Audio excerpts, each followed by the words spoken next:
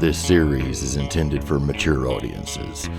We insist you heed the following content warnings before viewing. Horror themes, language, adult themes, and strong violence and gore, including gun violence.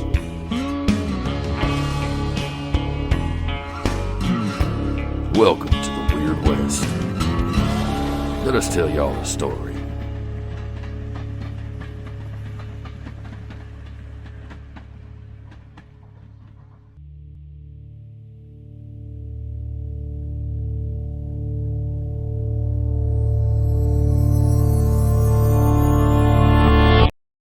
As the sun goes down in Hangman's Grove, oil lanterns and candles light up the church in an eerie glow through the windows as you're approaching. The whole town, all 50 or so people, are funneling into the church to attend this town meeting that the mayor had announced less than an hour ago. No children, no faint of heart. This won't be for those that can't handle it, the deputy had warned. The intrigue had the town whispering as they all funnel into the church. The summer night is warm enough, but there's still a chill in the air as you head in and you see the mayor standing up where Father Joseph usually stands on Sundays. But he doesn't have the same welcoming smile and open hands as Father Joseph usually has.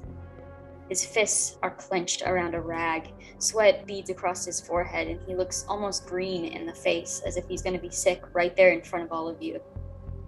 His mouth is clamped shut, lips tight as if that is what he's afraid of. Sheriff Simmons' boots clunk against the wood of the hollow stage set at the base of the podium, and he has the same grim look on his face, but it looks like he's holding his meal a little bit better. Once everyone's inside and you all sit down, Sheriff Simmons steps forward and looks out to all of you, making brief eye contact with what seems like each and every one of you before he speaks. All of you fall completely silent, and you can't help but glance around at each other as well. If you would like to use this time you can introduce yourselves and just describe your characters. What do you look like sitting inside of this church? We'll go ahead and start with View. Well, standing out towards the back, as Adam has so graciously followed me into this church, I'm going to be staying towards the back, dressed in rancher's clothes, as well as carrying alongside Atlas, the saddle, the switch, and rider's boots. I'm standing there with a heavy glance, as this is pretty unprecedented. Paul? Well, I'm going to be standing not in the church, but I would be in the doorway, leaning up against the frame of the door, half in the church, half out of the church, just listening, wondering, in all the times I've been here, nothing like this has happened. All right, and where is Finley? Finley's probably more towards the front. They've kind of pushed their way towards the front to be able to get a good view of everything, but they are definitely like kind of looking around, seeing where everyone is. They make eye contact with you and kind of nod, and then turn their attention back to the mayor and the sheriff. All right. Sheriff Simmons' mustache moves as he presses his lips together and takes off his hat before finding the words to begin. Mr. Mayfield's body was found in the cornfield this morning. At this, you hear gasps from everyone. More whispers begin, and the sheriff speaks louder. And his head was found on the porch of Mr. Mayor Murphy's homestead. And at this, he does pause, and everyone's no longer whispering. It's just full-fledged conversations now as they're turning to each other in shock and horror. Finally, he yells over the crowd, "We are asking for a few volunteer groups to go on a patrol tonight. like a neighborhood watch of sorts to see if anyone's lurking that shouldn't be lurking.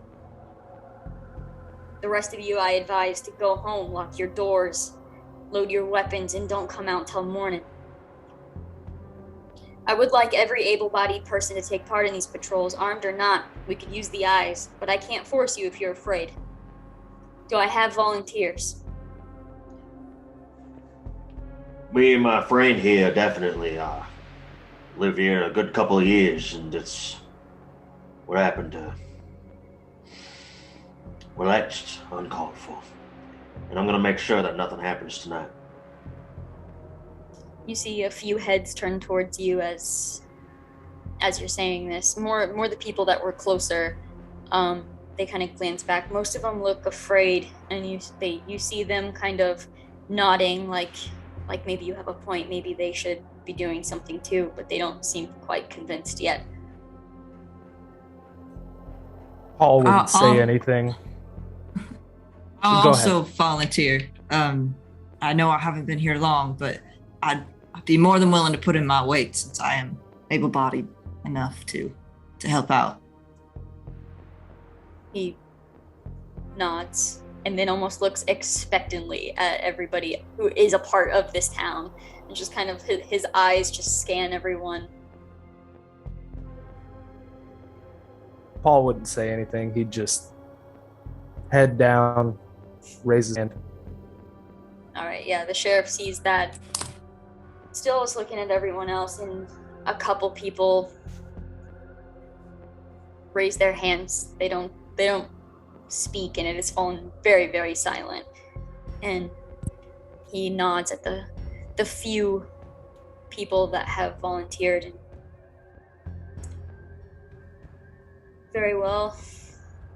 The rest of you, get home, lock your doors. And the majority of the church stands up and starts walking out. You see them, Paul just pushing past you as they're heading out. And once the church empties, he walks up to those that volunteered, and he's kind of putting people in groups that make sense.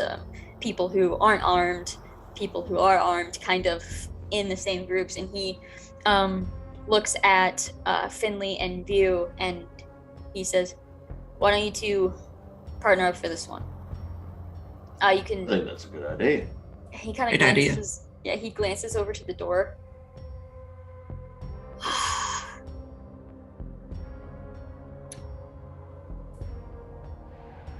Mr. Huff, you good to tag along with these two? I don't want anybody going alone. Might as well. All right.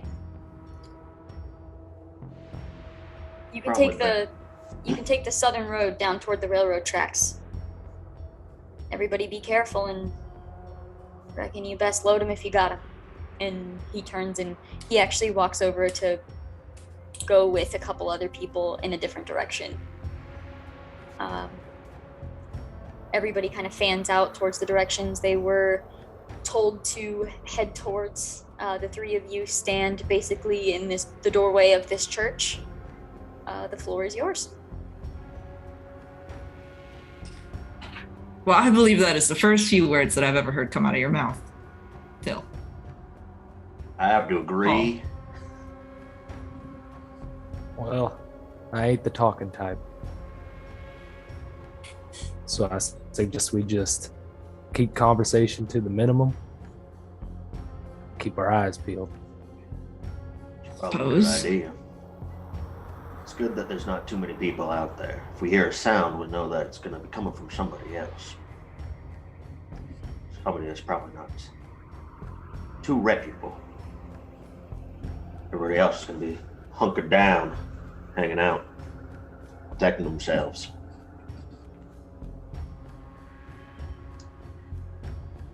Shall we which get a way move are we on? heading first? South to the railroad tracks. I'm gonna hop on Adam here. Is there anything any of you would like to do before heading out? beforehand, if I can do it, I would like to just make sure that both my weapons are loaded. Just make sure they are ready to go. Sure. Yeah, you can. Yes. You can absolutely do that. I will pull a deck of cards out of my front pocket, quickly shuffle them, and put them back. All right. If for any point that we get separated, I've got a whistle here to notify where it might be if we see something. Sounds good. All right. All right. So, are the other two on foot? Yeah, I'll Well, I stick don't on have foot. access. Yeah, I don't have access to a horse, so yes. All right. So we'll say view's probably a little ways ahead, not much. Just kind of leading the way, and Finley and Paul are following up from behind. Yeah, I'll be taking point. All right, so you head towards the southern road that lead towards the train tracks. As you are walking, the sun finishes setting, and there's this darkness that overtakes the town. It's not usually an eerie darkness, but for some reason it feels pretty eerie tonight. Are any of you bringing any lanterns? Well, I'd say so. I would have grabbed a lantern. Okay. yeah. I'll also have one. Okay. Each of you have a lantern. You can have one on your horse easily, as long as you're not, hauling ass anywhere or anything. No. Bye, guys. There's some side satchel positions too. I could tether the lantern to it. All right. You have to light the lanterns as the sun fully sets, and it gets too dark to see too far in front of you. The skies are somewhat cloudy above you too, so you don't really have the moonlight coming down and casting any light on the ground below. As you are heading down the road you were assigned to, the gravel and the dirt crunch beneath your boots as you walk, or beneath the hooves of the horse. The moon is bright in the sky when it comes out from behind the clouds. You have brief moments of it illuminating things around you before it disappears again. Every shadow that is cast has you on edge as you're walking, and the sweet smells of the cornfield surrounding you still isn't enough to calm you, even though it probably would be on a normal day. Owls hoot in the distance, and every little wind blows the corn stalks in a way that make you look to see if something's coming out of them. No matter how many times it happens, it still manages to get you when your mind wanders somewhere else for a moment. You're on edge. You're heading down this street with the only sound being the footsteps. Is there anything you would like to do?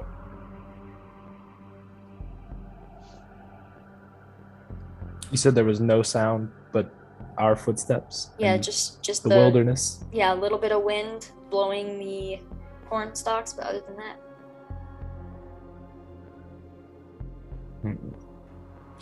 Can we happen to see, I know we probably wouldn't be able to see very well with the light from our own lanterns, but will we happen to see any other light in the distance from like either other people that are like wandering, or maybe even campfires? Do we see anything like that, I suppose? Go ahead and make a notice roll for me. Sure.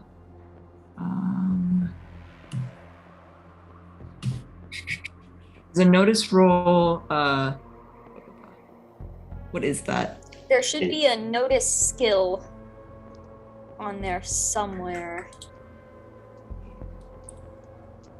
I just have my character sheet, so I don't know if it's really on here.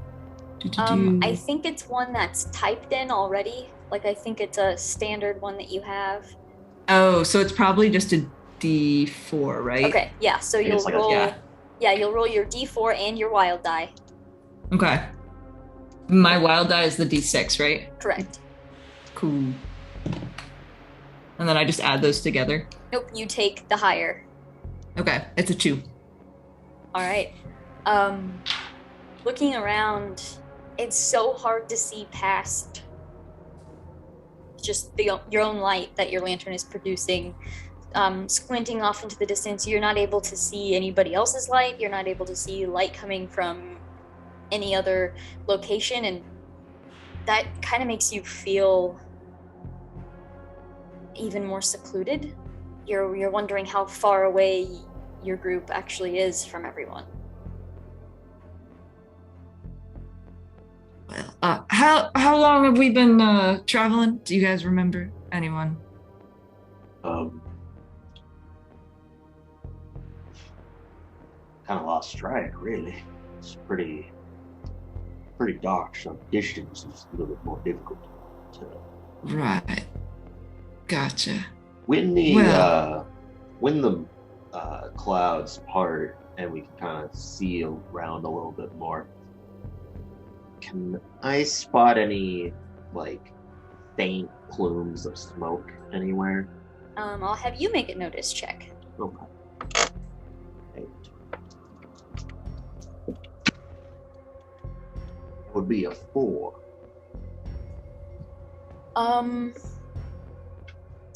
Looking around, you don't see any smoke when that moon comes from behind the clouds. You do, however, notice that you are beginning to pass by Mr. Mayfield's cornfield.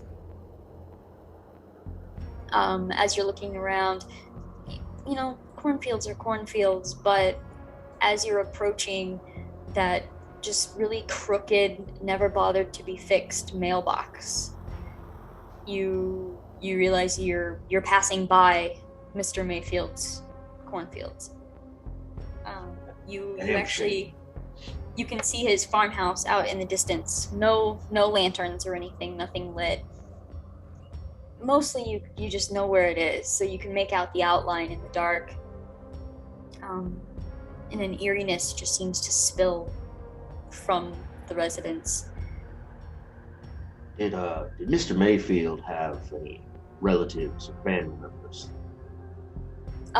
You would know he wasn't exactly elderly, but he was an older man, and he was married, and his wife had passed away maybe 10 years ago. So it was just him. But he was pretty friendly around town. He was pretty social. Well, I don't know how much you must spoke to him, Paul, considering you yourself don't really speak. I think it would be best if we either paid our respects or took a little bit of a gander at his home. I did have a few conversations with him. I think we ought to check out his house. Let's pay our respects. Well, I guess I have no other choice but to follow you, so lead Well, the if way. you so chose, you could stay here, but I'll stay in the with dark. you. No, I think that might be I'm good. best. I could give you the whistle. Oh, no, thank you. I'll just come with you. A brief and nervous exchange, and you all start heading down the driveway. It's a pretty long driveway to the pretty large farmhouse, pretty large for just especially one person. Heading down, you see fences with livestock, a little bit of food poured out for these cows and these sheep. none of you are really, well, I guess I'll leave that to you. View, do you know about farming? Like, I do. you prefer Father adventuring, but like, yeah. Yes. Against my will, I was realistically taught how to be a farmhand. Okay, so you would know, I mean, these animals were taken care of recently, but definitely not today. Like, it's not something that happened this morning or even earlier today at all. It's probably done by Mr. Mayfield just before. Yeah. You head further down and you come up to the front door of the farmhouse. I'll hop off of Adam.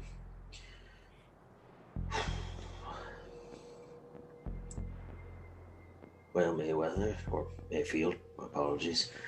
But I hope you are okay with us stepping foot onto your land. But wanted to pay our respects to you. You took good care of these animals. They took good care of you. But we're gonna make sure that nothing happens to this little plot here. I'm gonna open up the door some. You open the door creaks open just like any other old house would, and it's dark in there.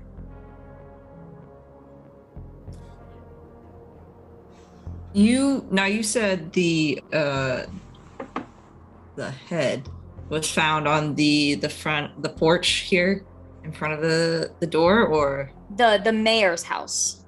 Oh, okay, gotcha. Because I was gonna look around. Actually, you know what? I will. Can I look around and see if there's any new signs of like disturbances anywhere? I kind of want to like look and see if there are fresh footprints. I want to see if it looks like anyone's disturbed the nearby area, I suppose. Do you have an investigation skill? I believe have the only thing I have is a focus skill, so that's probably not going to help here. We can do I'll let you pick. You can choose smarts or you can choose notice. I'll do smarts. Okay. I'm better in smarts. 7. Oh, okay. Yeah. All right. So as you're looking around, inside of this home, it doesn't look like there's any fresh or newer tracks. You see, kind of the muddy, dusty tracks left from probably Mr. Mayfield's boots coming in. You see a trail from the door over to where it looks like shoes are held. There's like just this little wooden bucket of shoes. You see a trail going back out, going back in, coming back out. And with all of that dust laying there, it would probably be pretty easy to see fresh tracks going through it anywhere else. But you don't see any. I relax a little bit more, and I kind of just like turn to View and turn to Paul and just like, I don't believe anyone's been here recently, at least as far as I can tell. So There's no squatters or anything. Nope, not that I think of. Well, at least they're respecting them. Sorry, Paul, what was that? I say we go in, and somebody did this. Maybe he pissed someone off or something. I say we look for some clues as to what happened. So, is it fair to say that Mayfield's been here probably longer than both me and Paul? Yeah, definitely. Uh, Go ahead and roll a common knowledge. well, I can do my best. Don't forget your wild die. Yep, that's gonna save me.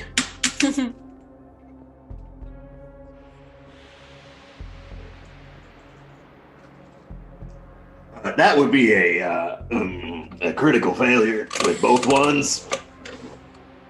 He was a friendly man, but he didn't talk about his business, really. So there's not much. You know, you've seen him, you know, you like him, you know, he was a good guy, but come to think of it, you don't really know much about him. Tends to keep to himself like Paul does, I guess. Maybe that's why we got along so well. That my brain melted.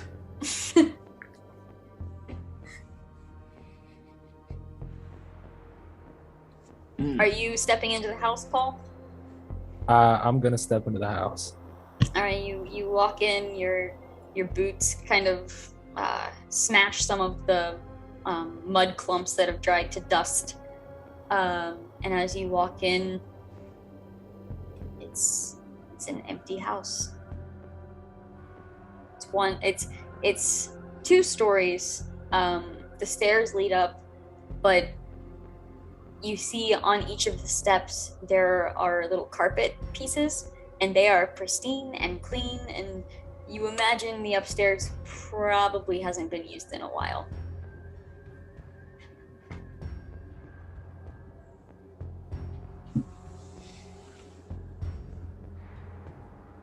All right, if anybody comes by, be sure to make a noise. I'm gonna step in as well. My first train of thought here is maybe he was cooking something. I'm gonna head over into a kitchen if he's got one. Yeah, there's a kitchen. Head over. You see some dirty dishes sitting on the counter. Nothing appears to have been like in the middle of being cooked or anything, or even eaten. Just some dirty dishes. Flies buzzing. Well, I'm gonna head towards maybe a study, if he had one. Look for that. Finley was going to also find the study, look for letters in some way, anything that's kind of giving clues in written form. So when they see that Paul is starting to walk that way, they will also just silently follow. Okay. So we've got View heading towards the kitchen, and then Paul and Finley are heading towards, kind of walking around. You see like a little living room, very simple, like a 1 chair, 1 table sort of thing going on that's looking out. It's like a wall of windows basically looking out to the farm. Heading upstairs, you hear each step just creak as you're walking up it, and up here everything seems to be covered in a good layer of dust. You do find like a spare bedroom that looks like it hasn't been touched in a while, and then you do find what looks like a study area, but it seems to have mostly been used for like quilt making. In a sense, you see balls of yarn everywhere. You see various quilts folded and stacked in different places. Is there a barn anywhere nearby the building? Yeah, there'd be one. I'll go look at that after eyeing up his food and feeling a little bit of disgust.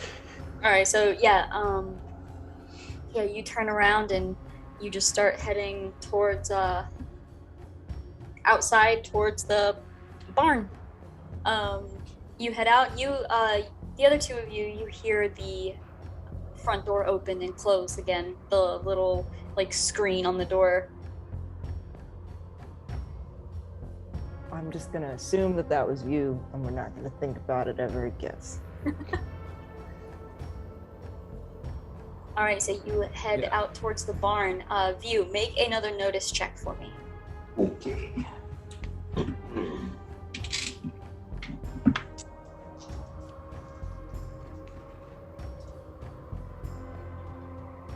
I need new dice. That is another critical. You know what? No, I'm gonna use a Benny. All right. I ain't gonna critical miss twice. No, I refuse.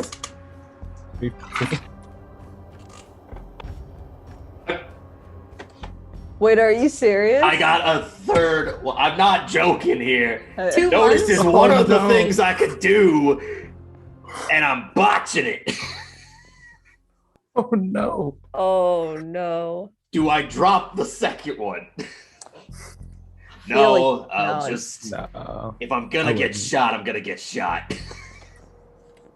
All right. Well, Famous hopefully you're last not getting words. shot. Man, 2 critical fails in a row. That sucks. 3 technically, but 2 Yeah. of the Getting same. rid of those. Those 2 dice have been thrown to oblivion. Getting new ones. Wow. Oh man. All right. Okay. So, View, Yes. you step out of this house and you begin walking towards the barn. You hear your feet crunch against the gravel, squish against the grass. As you're walking, you hear the livestock walking around, moving. You just hear your steady steps, 1, 2, 3, and then you hear other steps. And Adam. Nice. yeah, actually, you hear a horse, and you're like, oh, good. And you hear the horse starting to get faster and faster. And as you turn to face Adam, you turn and you see it's not Adam.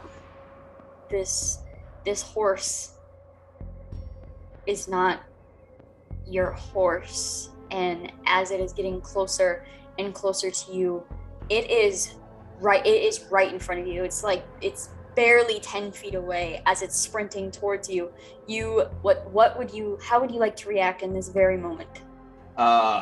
Immediately I would like to pull my whistle from my side.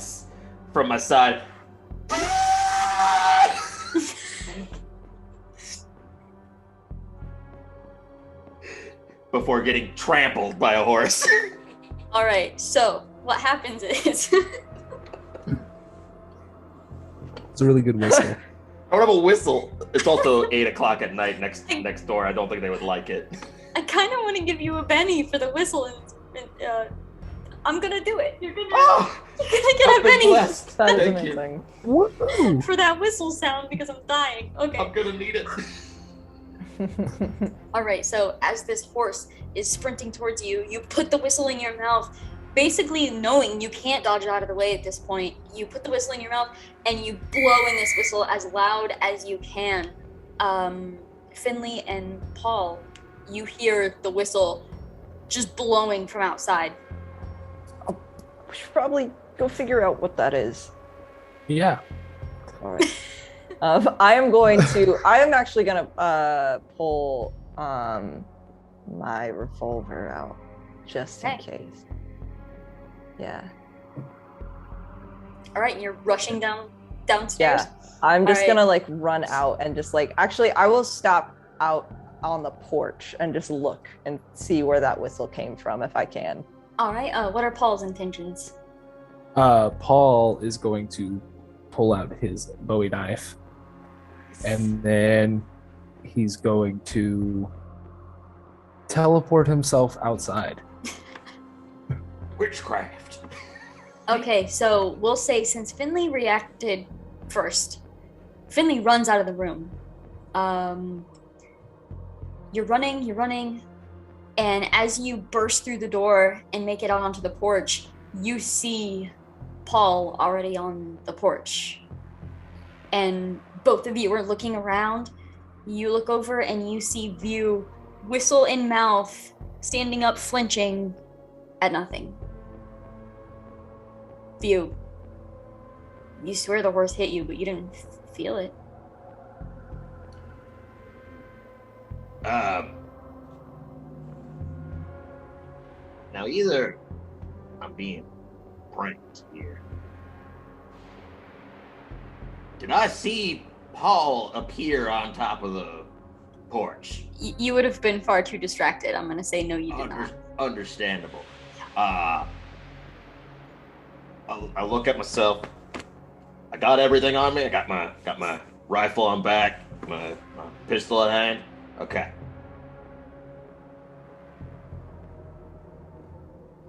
I think I'm going a little crazy.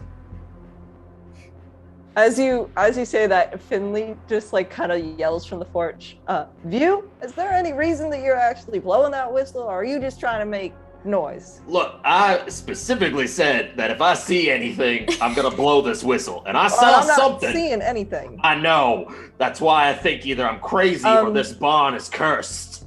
All right, because I took a step towards it, thought my buddy Adam was hanging out next to me. I look over and something is charging me. Right. Speaking of going crazy, when did you get here, Paul? I'm going to turn to this Paul that has suddenly just appeared on the porch. Well, I was waiting on you. Well, you were behind.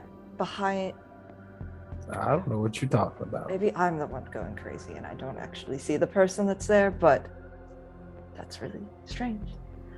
So anyway, I'm going to take 2 steps away from Paul. now, View, you blowing that whistle just to see if it worked? No, like I said, I only blow on this whistle if I saw something, if we were to get separated. That's exactly what I had the intention of having this whistle for. I'm gonna look at this barn, and if you see anything coming at me, scream, because you don't got a whistle. And I'm gonna push the barn doors open. Do I see any sign of anything around the area that could have just like somehow veered off? Make a notice roll. Okay. Who did that? You've lost My head decapitated right now. Am I floating away somewhere? 3. 3. Looking around, there.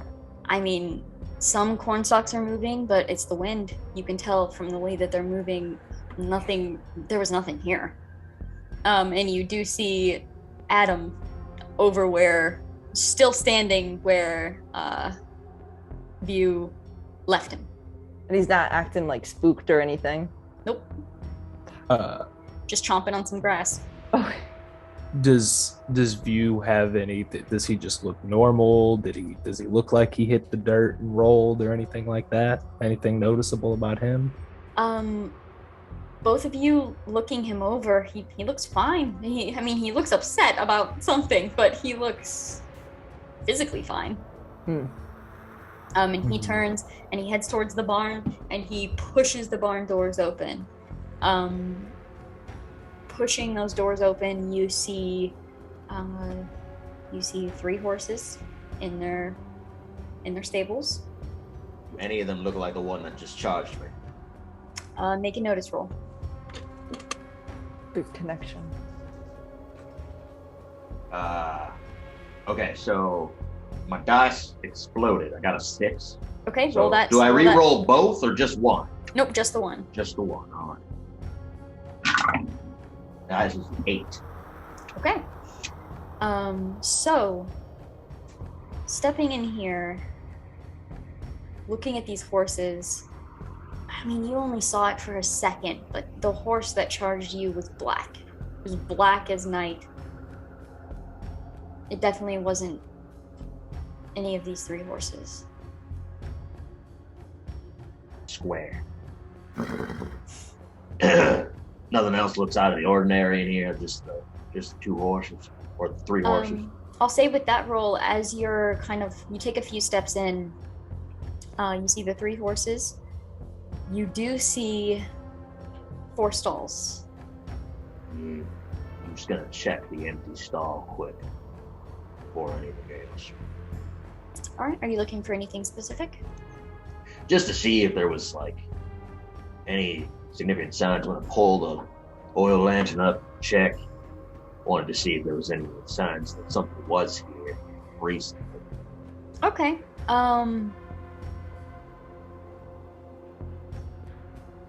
As you're looking into this stall, you see the other horses kind of glancing over at you. I was just wondering.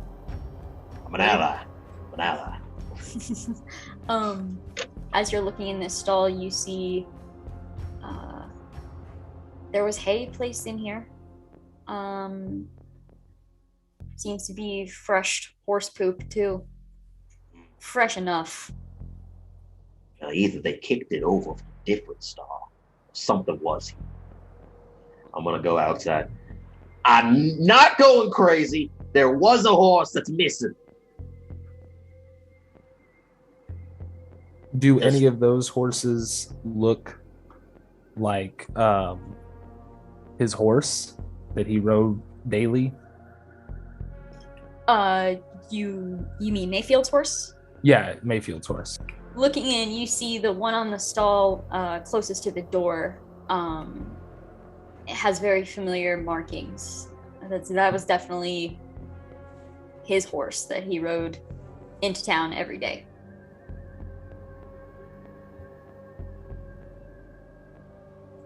The horse that I saw, and I did see it, was black, and none of them matched that. Did Mayfield have a black horse?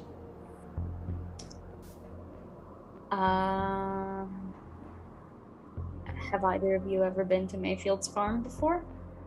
Probably once or twice, but not significantly.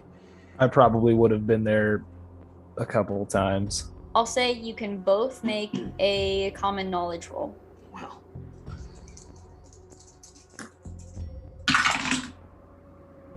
Five. I critically failed. What is going on? You were here once or twice, but you didn't do barn work. Like, you weren't in the... No, you have no Work in idea. those barns.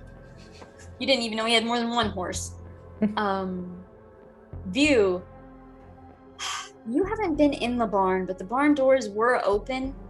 You were talking with Mr. Mayfield while he was feeding the horses.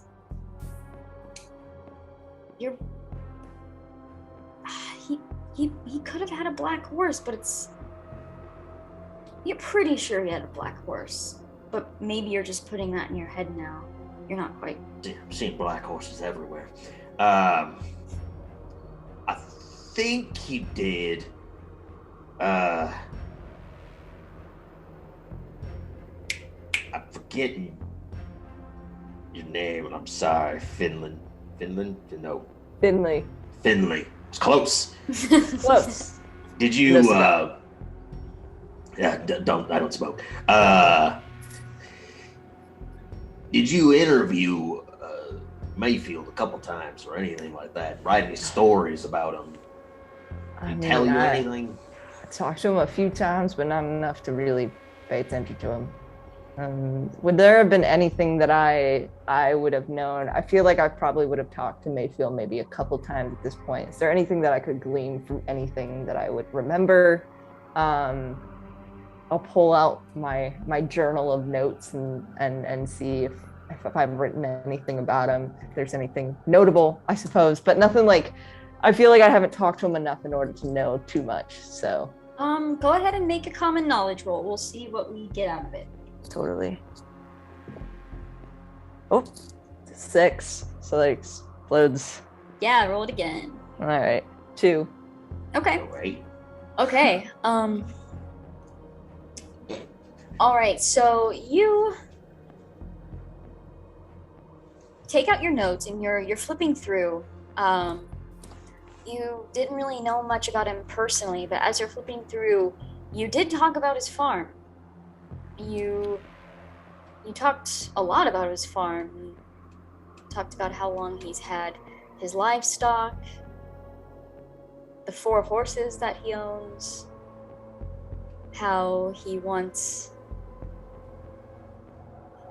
his words, he put it, one with every coat. Well, I do believe you might be a little bit right, and I'll kind of like hide most of my notes that show this small part of it, and be like, he did talk a lot about his horses, and he did have 4 of them, and I distinctly wrote down the fact that he had one for every color, every coat. So it might be that he did have a black horse. So maybe that horse just came back and ran off. I don't have a clue. I don't know. I felt like it was going straight at me.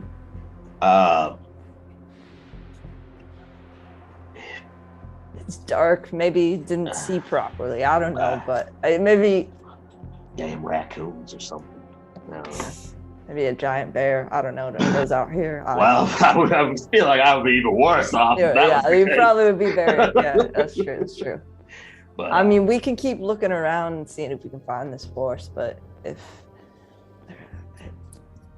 no idea how to tell you that what you saw wasn't just an illusion of some sort or something. just a little spooked, I guess. Lots going on here. It's dark. We're out here alone. It's really freaky. I'm gonna. Now, View. Yeah, I'm gonna go over to Adam during this too. View. When you say this horse is real, that you supposedly saw, did it have a rider, or was it just the horse? To be honest, don't exactly remember. It was very terrifying because, like I said, I heard clopping. Thought my buddy Atlas or Adam was right next to me. Turned my head, and 10 feet from me is a horse charging at me. So I don't know, but I don't think there was. Was there? Voice in my head, was there one? I think you answered that perfectly. All right. So it could have just been the fact that the black horse might have just gotten out. But if that's the case, it was very spooked. Which direction did the horse come from? It came from directly behind you, so basically maybe in between the driveway and the house. Maybe it came from the cornfield. I don't know. The pastures, something. As you're looking, Finley, you look back towards the direction that View looks to like show where the horse came from. It's a pig pen, and you just look over at it and you're like, maybe it came from the fields. Yeah. Maybe View's a little crazy, but I'm not going to say it out loud anymore because it's not the right thing to say. All of you make a notice roll. Yeah, so Finley is too occupied thinking that is a pig pen. The horse definitely didn't come out of there. And View and Paul kind of glance down. Not really looking for anything, more of just habit, kind of glancing down at your own feet. You see heavy horse tracks heading in your direction, and they just stop right before where you were standing. Maybe I should have looked at the ground first. Might have been able to prove myself before anything else. Now, what are you talking about? There are hoof prints right here. And Adam has stayed over there. Adam has not followed me, which is odd, but Adam stayed over there. Maybe Adam sees something too. But there's hoof prints that stop right before me. Right here. Where do the hoof prints start from? You start following them. They lead like maybe 4 strides in the direction that you heard it coming from, and then they stop. Witchcraft. All right, I'm gonna deal with the devil. That Okay. doesn't I'm sound. gonna deal with the devil to attempt to cast Detect Arcana. Okay. Arcana. Let's see here. As this is happening, Finley's just like putting their hand out in the area where they're like, okay, so the horse like stopped here. Is there anything? All right, so it's a novice spell. It costs Looking at it two logically. power points. Don't mark off those power points. That is just Gotcha. what you'll need to succeed. So you've spent a Benny. You've chosen your power. It's going to cost 2 power points. So now you need to make a gambling roll. Are you a capable gambler?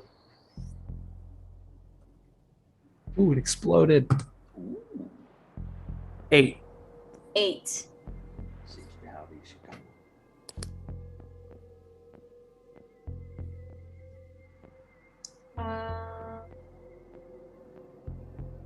All right, so you get to draw 7 cards. Make sure your deck is shuffled and draw 7 cards.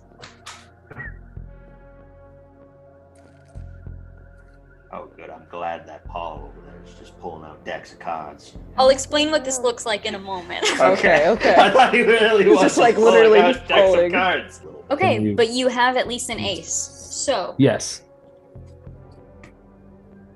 an ace gives you 2 power points, which is exactly what you need. So Epic. the spell is able to be cast. Now, I need you to make your spell casting roll, however you do that, with whichever trait. Ooh. Got a 9. Whoa. Okay. Nice. So,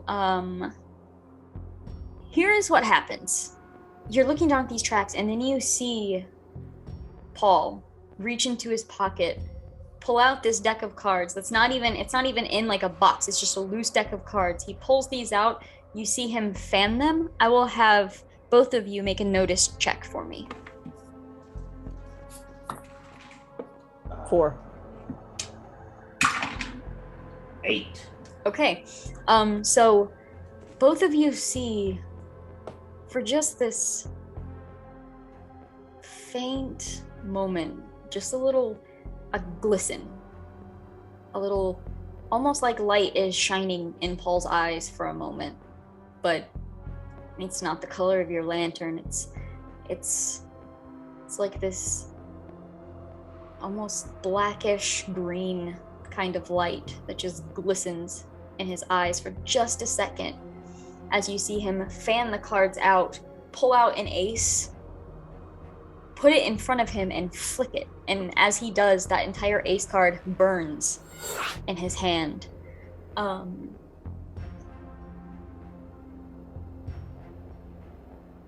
There's something close. It's not here. Something dead. Something dangerous. Something bloodthirsty.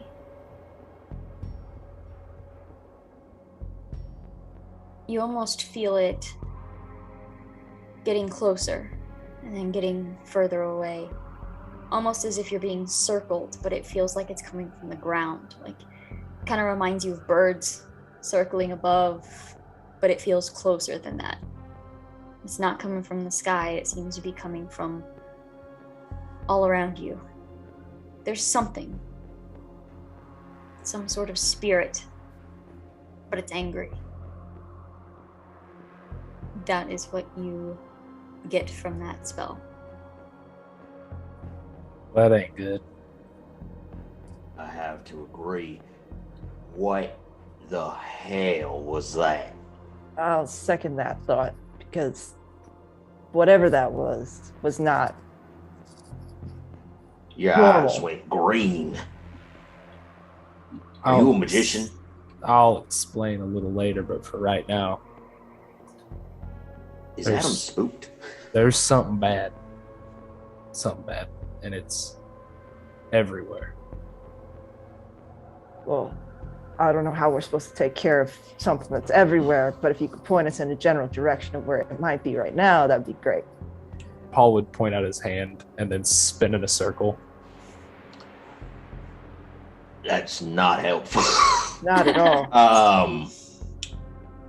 Well, we're only here for patrol. We don't need to risk our lives doing anything here. I mean, we could easily just go back and say we didn't find anything and call it good. Well, we could say we found something, but we didn't stick around We to find didn't leave out it to what the that professionals. something was. Yeah, Exactly. The exorcisms and whatnot, because ghost horses, I don't know. Something's weird. Is Adam spooked? Is he okay? You head up to Adam.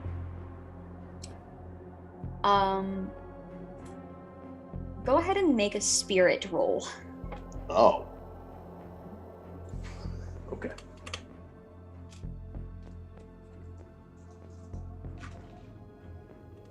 Uh, 3. He's acting a little different, but it's hard to tell. It's hard to tell if he's just vibing off of you, or if he actually has his own reason to be spooked. Okay. We found something that makes sense as to what could have happened. I would suggest at this point we rendezvous back at the church, because I think that also might be the safest place from this thing. And let's leave. I I'm gonna second it as long I'm as... gonna hop on Adam. I mean, I'll follow. Paul, we aren't equipped to take care of this, so... You might be, Paul. Yeah, with but your sure deals. not. I got a gun. So- I'm not gonna shoot the ground or anything. Y'all scared of the supernatural or something? Yes. Who isn't? Him, I guess. Yeah, well, So y'all want to head back to town? well, unless you have a better suggestion, I don't see any other solution to what we're going to do. Because right now, again, we're fighting nothing that's somehow everywhere that we can't see. So, We're fighting nothing that is also everything. Well, I know it's here, but I don't Correct. know what it is. So Until we learn what it is, we should probably do some further investigating. how? Well, we'll talk to the rest of the groups, see if they got anything else, any Okay, other information. so we should still head back, is what you're saying. Okay, Yeah. we'll do that. And then maybe you can come back with some other people.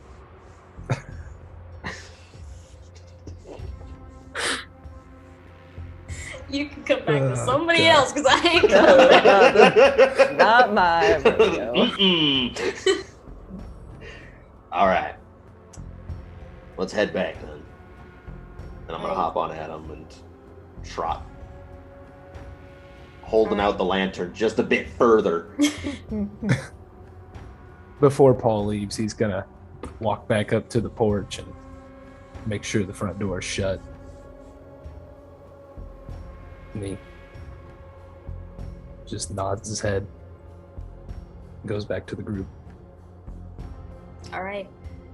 You head down the long driveway and you turn to start heading back in the direction where you came.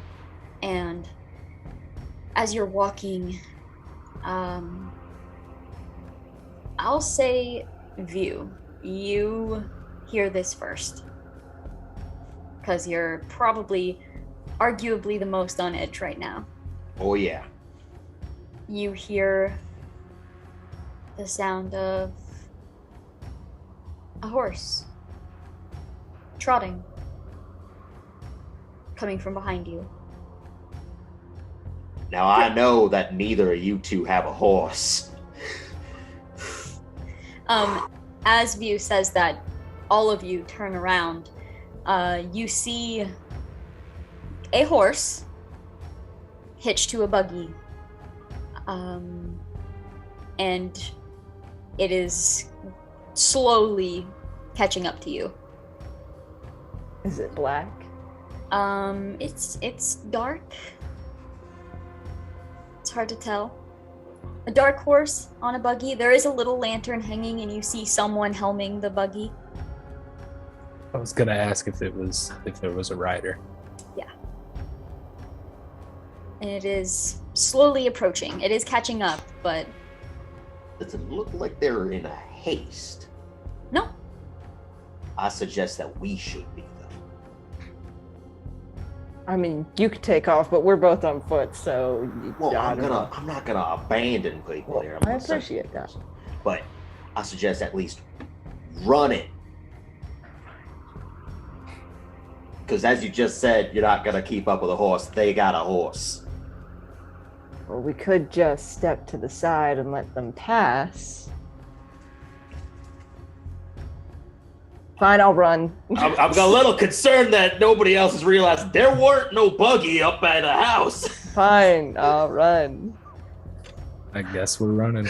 I'll take off on a slight jog at first, and then I will break out into a full run. All right, so you are galloping and sprinting down the road. At this point, I'm gonna pull out my Winchester from my bag.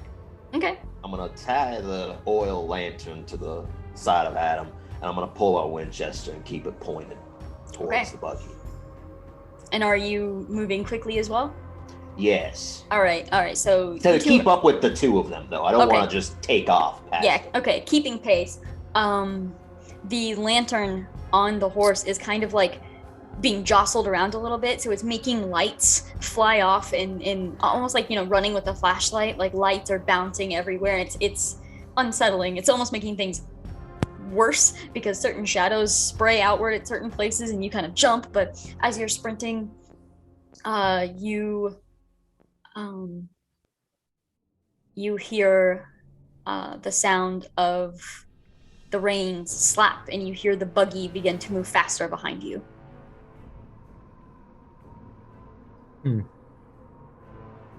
I can see the horse, right? Yeah. I'm gonna take a shot at the horse. All right. Go ahead and make a shooting roll. You are moving. So we're gonna put you at a. I would like to say as well that one of my edges is steady hands. Okay. I ignore unstable platform penalties when firing from a moving vehicle or horse. Sweet. All right. So no penalty. Because I would say there would be a dark penalty too, but you have a lantern and they have a lantern, so like, we'll say the darkness in between doesn't matter. All right, I get to roll a big boy. That is okay. So I roll a d12, and on the d12 I got an 8, but on the d6 I got a 6. How does that work with exploding and nonsense? So, what you need to succeed on most any roll is a 4. So either way, it's a success. Why don't you go ahead and roll that 6 again? Okay. I suppose the odds are better than getting less than 8. Because it succeeds no matter what. That would be an 11.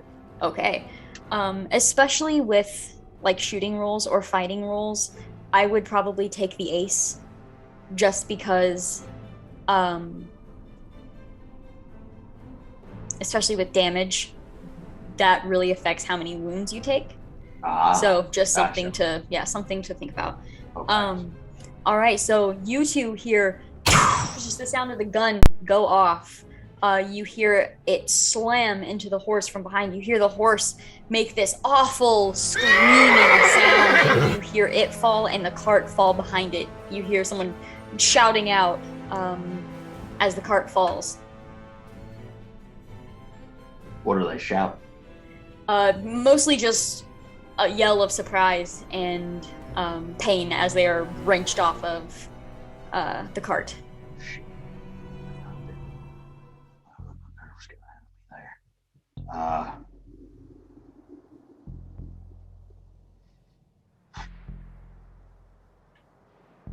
Where'd you come from? Do you stop? I do stop.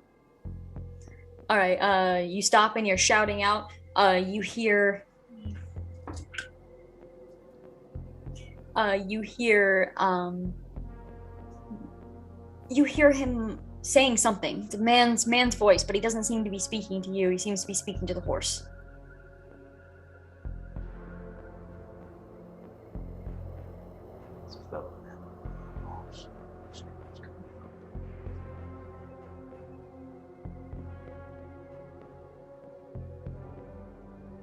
Wait.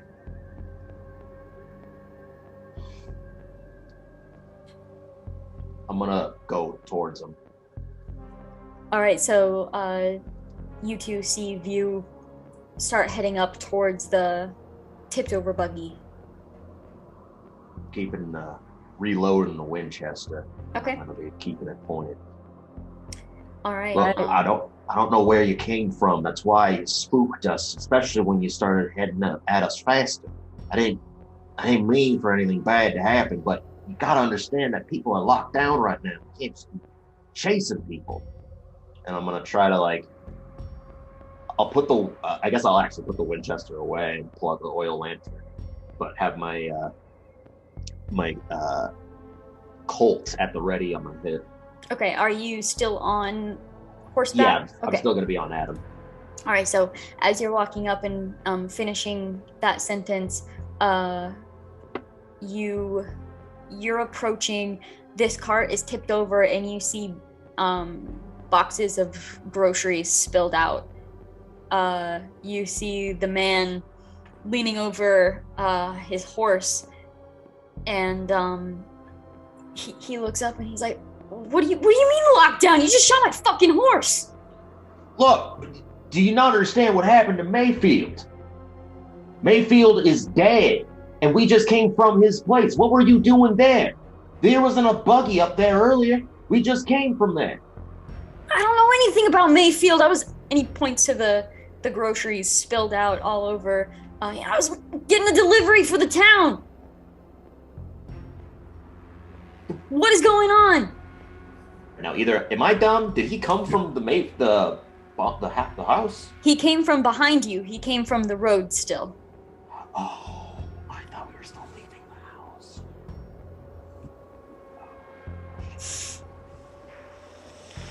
I will come by and I will start to walk up slowly and just be like, we are terribly sorry for any sort of inconvenience we might have just caused you. But inconvenience? And he looks down Is the horse still alive? Is the horse still alive? Looking down at the horse, it is breathing heavily. It looks, there's a lot of blood at first, and there's this just unsettling, like, oh god. So you, glancing down, observing a little bit more, you see it kind of moving, like it's almost trying to get up. You see the gunshot probably hit basically the equivalent of its shoulder. Definitely not going to be able to get up and walk away, but probably didn't hit a vital organ.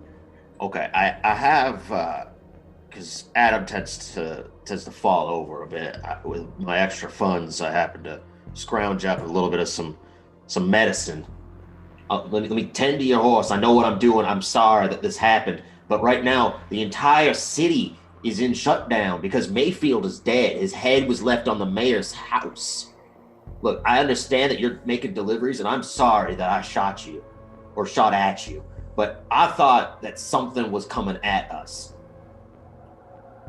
And I suggest forget the delivery, go back home. But let me help your horse, so that way you and your horse can at least walk out of here. He stands up and kind of takes a step back to give you the space to do so, and his face kind of goes pale, and he looks over to Finley and Paul. Are you still kind of a ways away, staying back? Yeah. Okay, yeah. He looks to Finley and then just notices Paul and looks over, and you were running. I thought you were in some kind of trouble. I didn't know why you would be out here in the middle of the night. Of course, so sorry again. Damn it. Okay, well, again, once you and your horse are okay, leave this here. It'll probably still be there in the morning, but being out here at night right now is terrible. Yeah, I noticed. We just saw right again. We just saw some things up at Mayfield's home, and it put us on edge, and it put me on edge. So I'm sorry. Let me fix up your horse here. I'm gonna try to sew up the wound a bit. Tonight was probably not the best night to be chasing after us the way you did. It felt like you were chasing us, even if that's not what you meant. Can I help? Can I do anything for you? You see his hands are covered in blood as he was like checking on his horse, and it's just like, I don't, how scared should I be? Scared. Worried is probably the better term that you should probably use for it. I mean, scared, as long as you're staying somewhere that's in an enclosed space, I'm sure you'd be fine. But out here in the middle of the night right now, I mean, we're searching for someone who killed somebody, so. And was willing enough to leave their head on the mayor's doorstep. I was going to leave that out. I don't really need the details. Yeah. Sorry.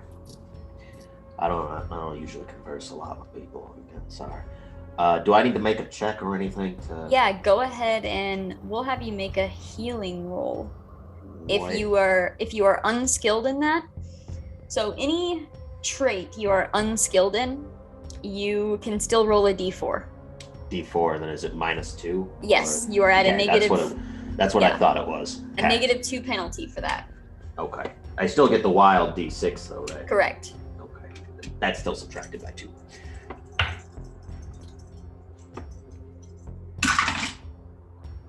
Okay, my D4 blew up. Good. Gonna beat that. It blew up again. Holy shit. Okay. It's realistically 25% chance with a D4. So, all right, 9. Okay. So you begin cleaning the wound first. You're pushing everything away. The bullet, it sliced straight through the shoulder. It's not even stuck in. It's definitely not gonna be the quickest, but you manage to clean it up and wrap it best you can. And between you and this gentleman, you're able to actually get the horse back up on its feet. It's just clearly upset, huffing. Its eyes are wide. It's tender putting down that foot, but it's able to stand and it's able to at least walk, but it's very slow. Probably couldn't support a rider right now either. Look, we have him standing. Escort him back to your home. In the morning, I promise you, I will deliver your goods for you. All right? I'm gonna do that because I fucked up here. I'm sorry. Doesn't say anything, just nods. But I suggest you head home because it's not safe out here. And you see him just take the reins and begin heading down the street, down the road. Oh, and maybe next time you should probably say something before you just start running with people who are also running. Just a fair warning, and we'll make sure not to just shoot just anybody. So. Yeah, he just walks away with his head down, holding on to the reins of his horse. He is walking still in the direction that you were all heading. He does walk off. You look over at the cart that is tipped over and splintered, with the boxes of groceries all fallen down into the ditch. That's gonna be expensive. Now, listen, View, I'm as scared shitless as you are right now, but I need you to just maybe bring it from like you're here, and you need to maybe just bring it down just a bit because yeah, that was I mean, he wasn't in the right either. I'm just saying, maybe we just. I think I was more in the wrong out of this duet here, though, of mistakes. Yeah, I'd agree. So. I mean, we're gonna be going the same direction, isn't it? We might as well just make sure he makes it back safe. Let's just stick with him. Would that be okay with you? I'm sure he's not very far already. As you shout out, would that be okay with you? You hear the very, very sudden and quick galloping of a horse. And as you all look in the direction of this man, you see a horse speeding from the other direction. You hear a blade sing, and the horse galloping disappears as you see this man's head spinning in the air before it slams down onto the dirt road between him and you. Okay, I think we need to get the fuck out of here because... Maybe we should... Run? Maybe we should run back to the house. At this point, too, you see the body slide and fall limply off of the horse or away from the horse, and you see the horse kind of like limping and whining and whinnying, trying to get away from whatever just happened. It's just like limping into the ditch. I think it's safe to assume that it probably doesn't care about the horse. I'm gonna let the horse go. We should find shelter. Can I see really quickly, if I look towards the way where we are trying to head back into town, can I see any lights visible from the town? Can I see any signs or something? Do I know how close we are to town? You would know on foot. You're probably maybe a 30-minute walk from town. Okay. We're too far for the whistle, I'm guessing. Yeah. Probably too far for the whistle. Yeah, I only have the whistle to call Adam to me anyways, so turn Adam around and we need to find shelter. The closest, how far are we from the house from Mayfield that we just left? You're maybe 5 minutes away from the driveway itself. Any shelter is better. It clearly likes the open road. Does it? Fine, I guess, but I don't like going back to the place where we even felt this to begin with. I know we can't get to town quicker, but I'm just saying might not be the best idea to go back to the place where death is lingering, I suppose. Yeah, I agree with you. If we got any other alternatives, I'm all ears, because I sure as hell don't want to go back there. Can we just go back to town? Can we try? Can we holler at anybody who's around? Paul, you're the one that deals with this. What do you think? Can't stay silent on this one. No, I guess I can't. Would Paul know of any legends or anything of a ghost rider type situation from his travels? I will say make a spirit roll. Roll the 5. Okay.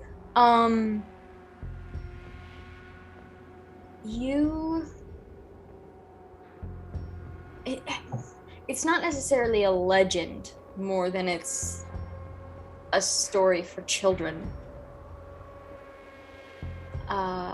Any sort of ghost rider or anything like that you've heard of before comes from children's tales. Good to know. And what comes to mind exactly kind of sends a chill down your spine as the words headless horseman kind of tickles the back of your brain. Awesome. Well, we're closer to the Mayfield residence. It would probably be safer in the long run to head back there. But I don't think anybody else knows about what's going on. So I want to head back to town. Okay. All right. You should bring that up. I agree with you. If nobody else understands what's happening, nobody's gonna get anywhere. Do we have any way of protecting ourselves from this? Because that came out of nowhere. You didn't even have time to react. I didn't even have time to react myself, other than the whistle. Well, that whistle did him good. Maybe we just need to make a lot of noise. The whistle scared him off. I mean, maybe we just, I don't know, clap our hands, sing as we go down the road. I don't know. We just need to make noise. Maybe it's several eyes. The horse only disappeared the moment you guys stepped outside, right? He was off on his own. So maybe if nobody's looking, he's coming from behind you. So everybody's got to watch each other's backs. I've got a plan to get us safely back to town. I'm all ears, Magic Man. Well, that's exactly what I'm going to do. I figured as much. I'm going to deal with the devil one more again. And I'm going to try to cast environmental protection or barrier. There you go. I think barrier is what you're looking for. Okay, I'll let you alter it. So Okay. Barrier is like putting up a fence, basically, if you're stationary. But yeah, I'll let you try it for that, and it can move with you. Oh, wow. Yeah. Is that 2 jokers? That's 2 Yes. jokers. Okay, so you see, he says, that's exactly what I'm gonna do. And he pulls out the cards and he fans them one more time. And you see him just flick his fingers and the 2 Joker cards appear facing your direction. And both of these Joker cards, they seem to like ignite and fuse together for a moment. And then from that fuse, they almost explode outward into a barrier that you can see. It's glistening with that same greenish black light and that glow all the way around you, almost in a dome. It slams into the ground on either side of the road.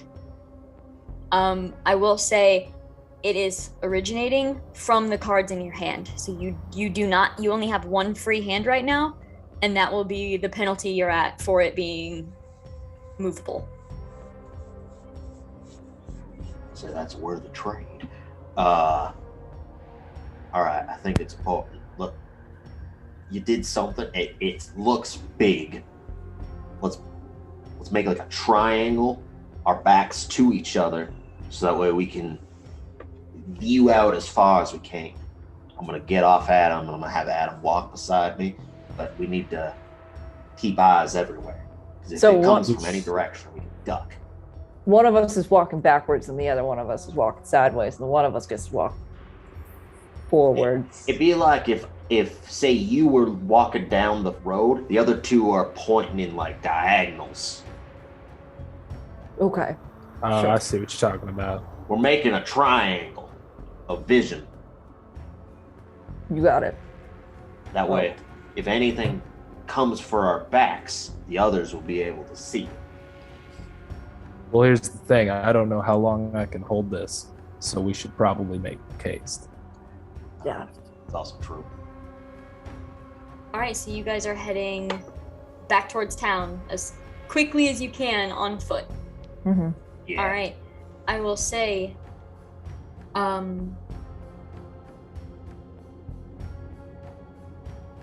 Paul, make a spellcasting roll for me. If I might have direct influence in it or something. Mhm. Okay. 6 is Okay. what I rolled. Okay, so as you're heading forward, it's about maybe 5 minutes into this 30-minute trek, and you feel the spell weakening, and you kind of fan out your cards a little bit further, and it strengthens once again. We can take off running if that might help. Well, That's yeah, I suppose. As long if the barrier's still up, then we don't have to necessarily worry about our backs yet. Hopefully. Yeah, as far as we know. Yeah, let's gun it. Yeah. All right, everybody takes off running. Go ahead and make an agility check.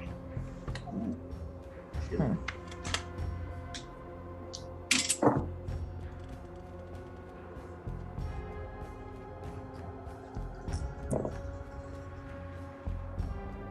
Five. I'm gonna spend a penny All right. Oh boy. for a very Nice. specific reason of seeing 2 1s again. What is I this? have a Not D. your I have God. a D10 in my hands, and if it happens to land on that, Your new God nickname damn. is just gonna be Snake Eyes now. Yeah, Eagle Eyes. Oh, What do you yeah. think they are? There's 2 Yeah, dots oh, on yeah. them. All right, that's better. 5. All of you got 5s. Okay, so you're all keeping pace with each other. You're just running. The barrier kind of like moves and falters in different places depending on where Paul is holding his cards as he's sprinting. Paul, make another spellcasting roll for me.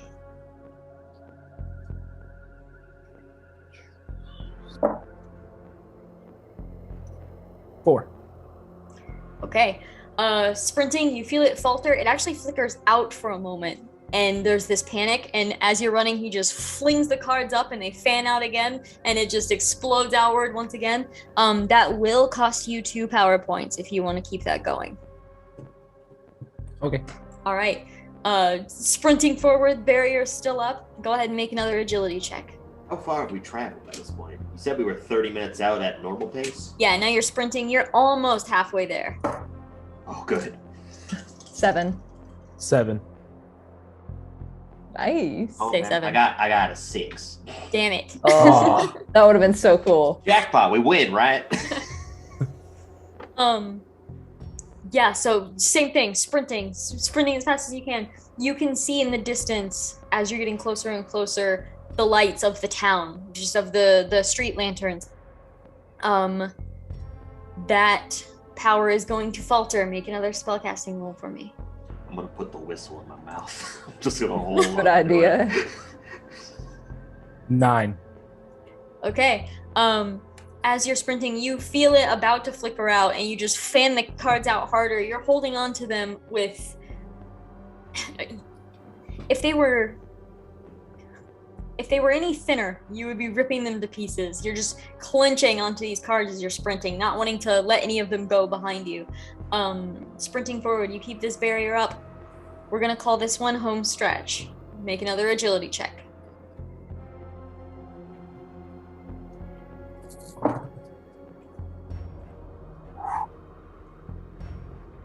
Four. Mine exploded. As did mine. 2.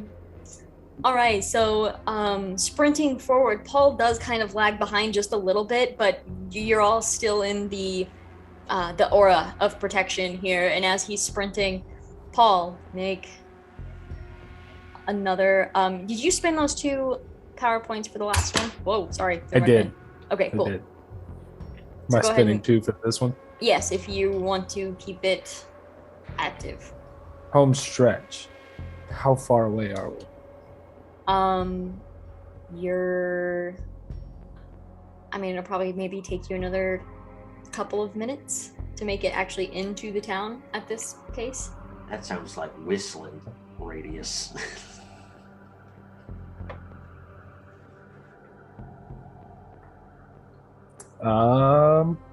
I think we're gonna drop it.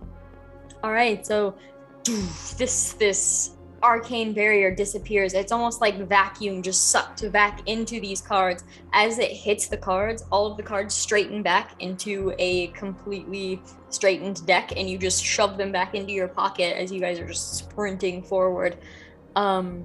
I'm gonna start blowing my whistle. Yeah, you just start blowing that whistle, and you hear, as you're just holding on to your horse beside you, sprinting beside you as well, you hear another set of hooves slamming into the earth behind you, sprinting. Directly behind us. I'm gonna hop onto Adam as fast as quickly while we're running as I can, and take my gaze behind us. Okay, so Adam's still running forward, you glancing back. Yes, and I want to try to like mosey on. I can't think of the words. My mind is too scared right now. I want to like swing on one of the tallows off the side and catch myself onto them. Okay, gotcha. So you're not like in riding position. You're. I'm like almost backwards to them. Gotcha. Okay, sure. As you do so, turning and looking, there's nothing there. And the second set of hoof prints or sounds are gone. And the three of you, out of breath, winded, exhausted, make it into town. You feel better as the light hits your skin, somehow feel safer. The town is quiet. I'm still blowing. I'm gonna make Just sure blowing people are the whistle. awake. I'm gonna make sure people are awake. It takes a little while. You see, people don't come out, but you see people looking out of the curtains of their homes. They see you riding in backwards on a horse, and they see the other two sprinting in. You're just blowing this whistle. Nobody's coming out, but you see quite a few faces in That's various fine. windows. If they can look around, that'll make it safer. I think whatever it is, it doesn't want to be looked at. The moment I turn around, sounds were gone. More of like a surprise attack kind of situation. Right. It gets you from behind. It's what happened to the unfortunate decease that just occurred. Got him right from behind. Didn't even see it coming. Yeah. I think, if I'm remembering that correctly. So should we head back to the church? Yes, we need to See if inform any the of the man. other Yeah. any of the other patrols have shown up. Oh, I hope so. I don't know how this thing works. Maybe it's that fast. All right, so you head into the church. Before you even get there, you see quite a few people standing at the doorway of the church, having just come out of the church, looking at you in bewilderment, basically. You see Sheriff Simmons standing there with his hands on his hips. What is the deal with the whistle?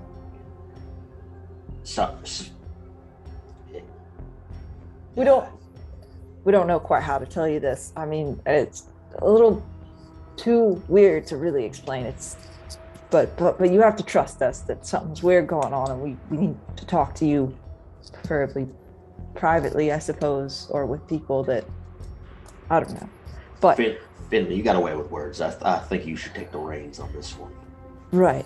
You see, we went out patrolling, and we made it back to Mayfield's farm, and we were scouting around trying to see if maybe the person who had killed him came back, but we instead found very strange supernatural happenings potentially, and I will glance over at Paul and then just like kind of just think about my next words for a second and just go, what we saw was a horse, and then we were spooked because it came out of nowhere and then it disappeared like nothing. And we got the sense that maybe something bad was happening, and we all got pretty spooked. We wanted to have backup, so we came back here, and along the way, the delivery boy was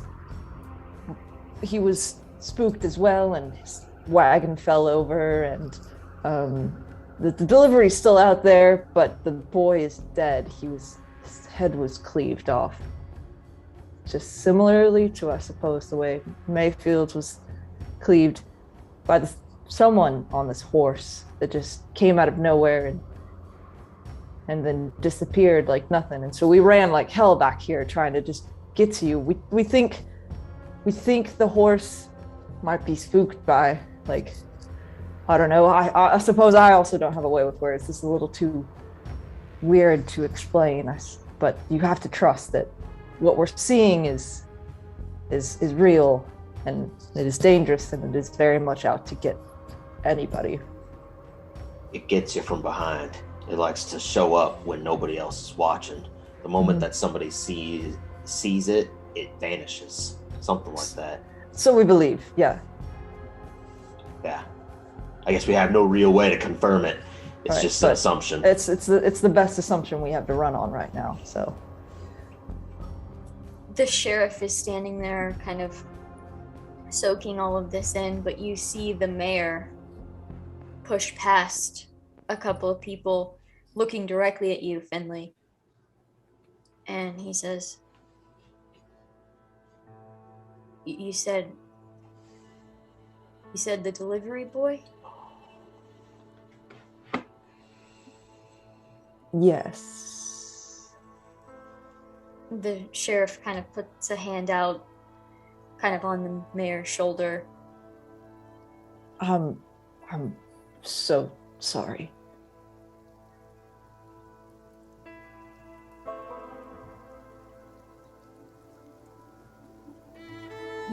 His face turns pale and that almost green color again. And then he just...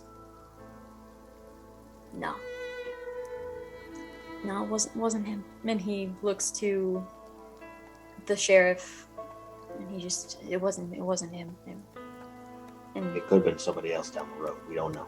the We have sheriff, no idea.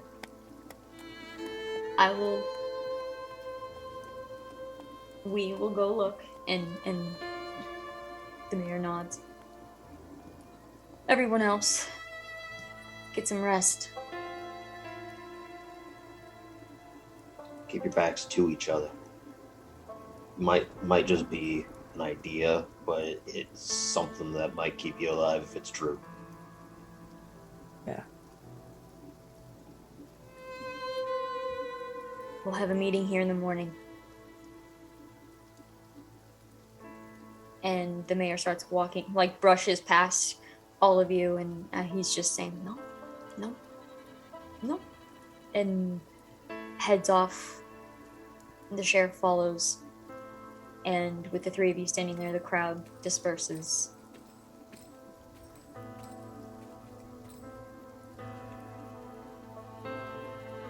Not also the one who has a way with words, so if that makes you feel any better. Oh, you write so fancifully. So I had no idea that might have been... Oh. I guess we'll find out in the morning. right, we don't not necessarily sure. Doesn't change anything. Could have been anybody.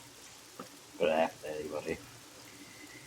From those that were in the church, does it seem like all the patrols came back? It does, yes. Okay. You're watching them gradually head off to their homes, and it seems everybody came back. Yeah, I'm gonna head home too. Pretty sure Adam's tired.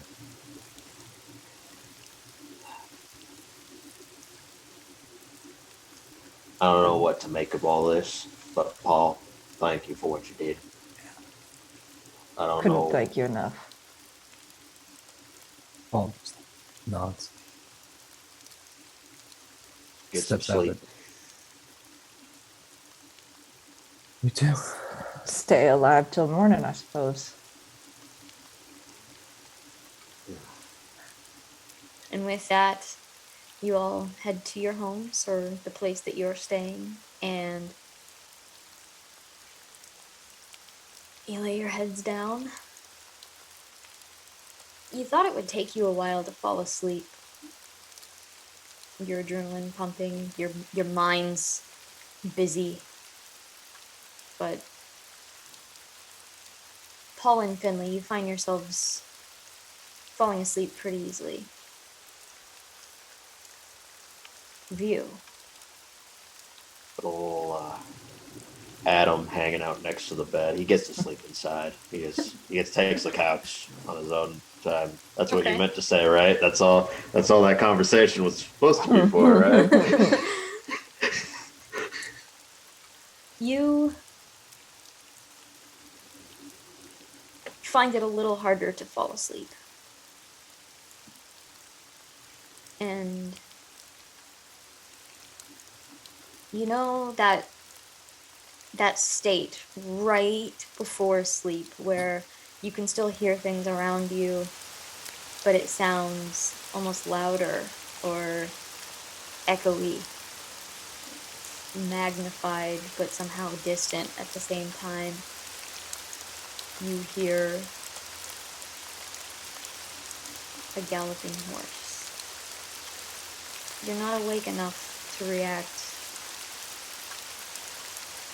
but you feel your heart beating faster and harder. It's galloping. It's so fast. And you hear a slice, and then you wake up, and it's the morning.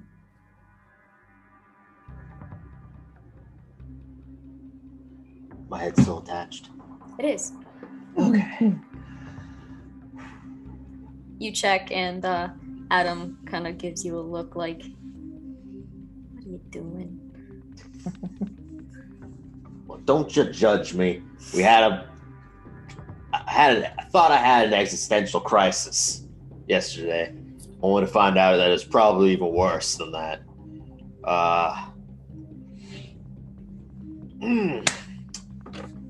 I'm gonna head out. Let Atlas or Adam go first. I keep saying Atlas. It's a different OC of mine. God damn it. But let Adam go first. He's too big.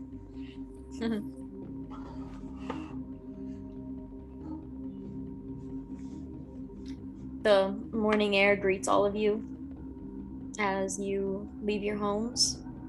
Are you heading for the church? Yeah. Yeah. Filing in, Paul's heading to the merchant first. Okay. He has to get him some smokes for his habit.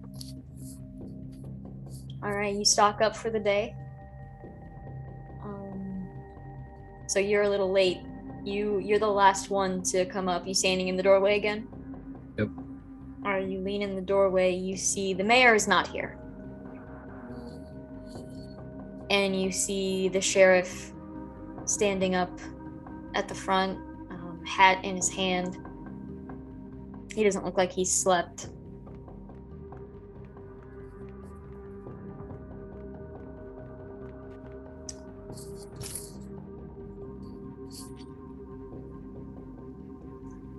You may have heard rumors by now of Alan Murphy. He was, in fact, killed. We found his body on the road, not far from Mister Mayfield's house.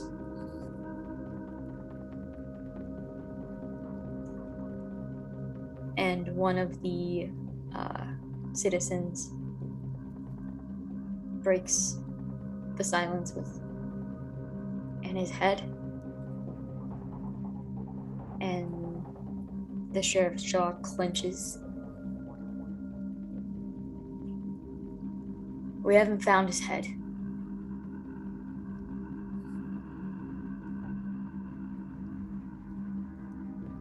Where's the mayor? Resting.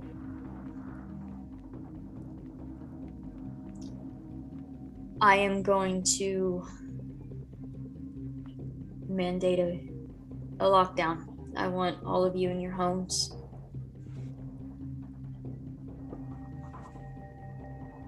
And I'll come talk to you each. See if anybody knows anything. But for now, I don't want you leaving your homes, and I sure as hell don't want you leaving town. And he looks to Finley. Now go on, back to your homes. As people are leaving, I want to bring Adam up with me, but I'm going to be heading up towards the to him, and I wanted to speak. I'll also linger. Okay. Did you hear anything last night when you were walking with the mayor? Did you happen to hear gallops or anything?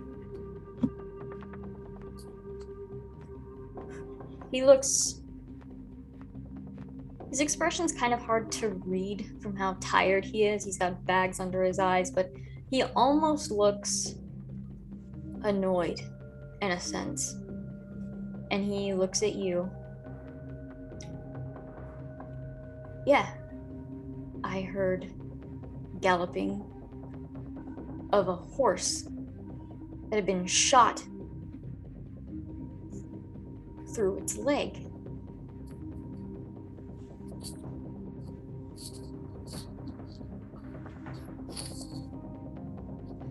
Now tell me,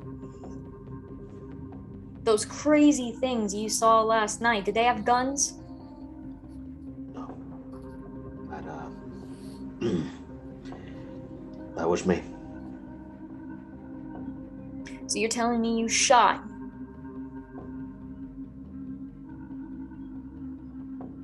the mayor's son's horse, and then he just turns up dead, beheaded. I will step in at this point. I'll go, listen, I understand that the situation looks terribly incriminating, but both myself, I can vouch for the fact that we didn't kill the boy. Why would we? We saw what we saw. We got spooked. We were coming back from the farm, and we were running. Then we were walking, and then this buggy came up, and we ran, and it started running with us, and we got spooked. And we did not a great thing, but you have to admit that we're all pretty much on edge right now. And, well, being put on edge tends to do terrible things to our minds and what we think other people are doing. So I did what I could. I tried to help the horse. With what I did, I felt so incredibly guilty. I tried to help the horse as much as I could. If I had done that to the boy, why would I have done that to the horse? You see him kind of squeeze his hat in his hand for a moment and then toss the hat down on the ground. And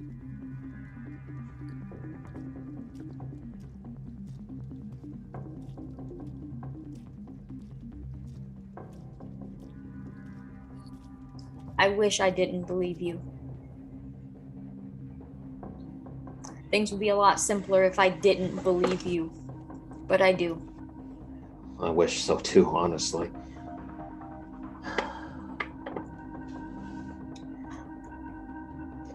Head home. I'll be speaking with people and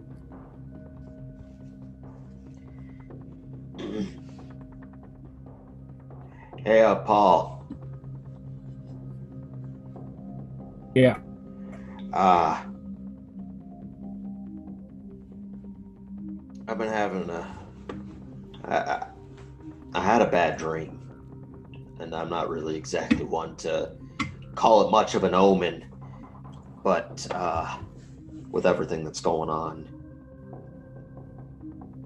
I have to take it seriously. It could have been me that night too, but in my dream it was. I saw it coming straight for me. I heard it, but the moment that I thought I felt something, I woke up.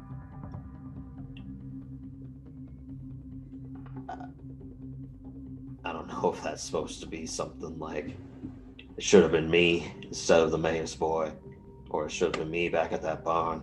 But out of anybody here, you're really the only person that might be able to tell me what's going on in my head, because I'm scared to shit. Sounds like we need to go talk to the mayor and see if the night Mister Mayfield lost his head, if the mayor was having the same dreams.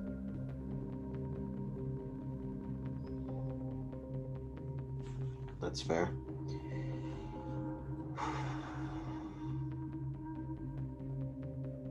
Is the sheriff right there still? Mm-hmm.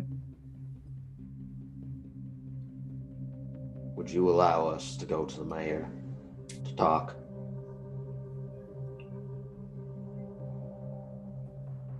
I'll go with you. I appreciate that. I don't think he's exactly going to be too happy to see me. But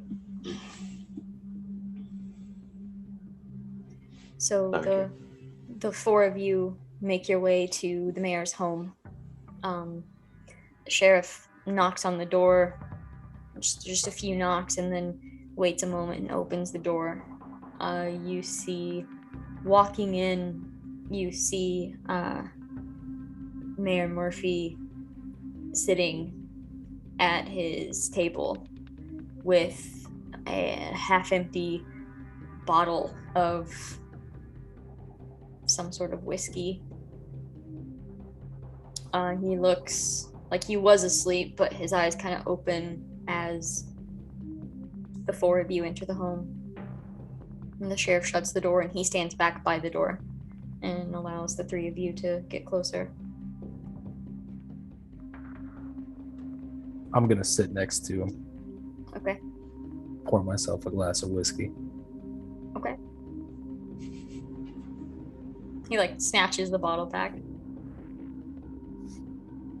As I take a sip, set it down, I ask him, "Have any bad dreams the night Mr. Mayfield died?"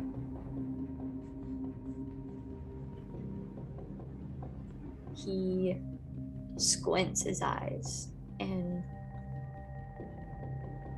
he looks directly into yours. Brings the bottle up, takes a swig, sets it down.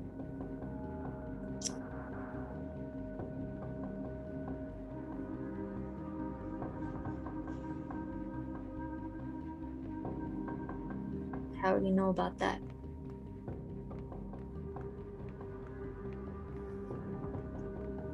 because I see him too.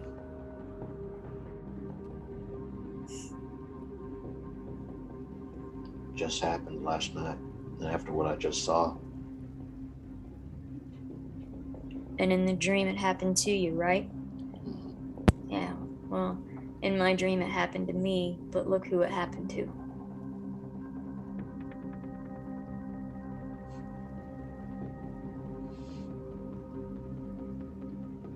Were you near Mr. Mayfield when he passed? By chance, did you meet him that night? Did you speak to him? Did you even just walk by him? The mayor glances over at the sheriff and looks down. And the sheriff kind of steps forward and he says, "Why don't you answer the question, Mayor?"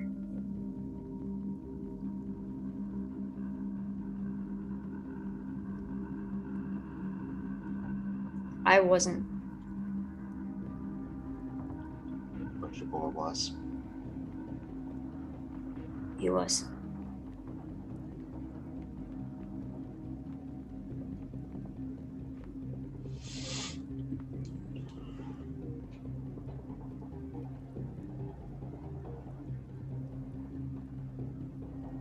It's fair to say that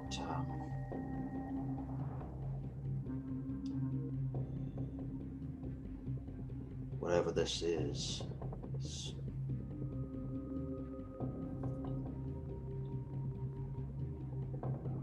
It's not going to be safe for either of us, you or I. I believe it's already given me my punishment.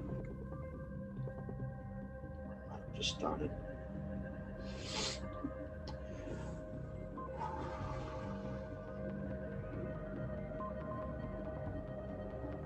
Does this town have any old books?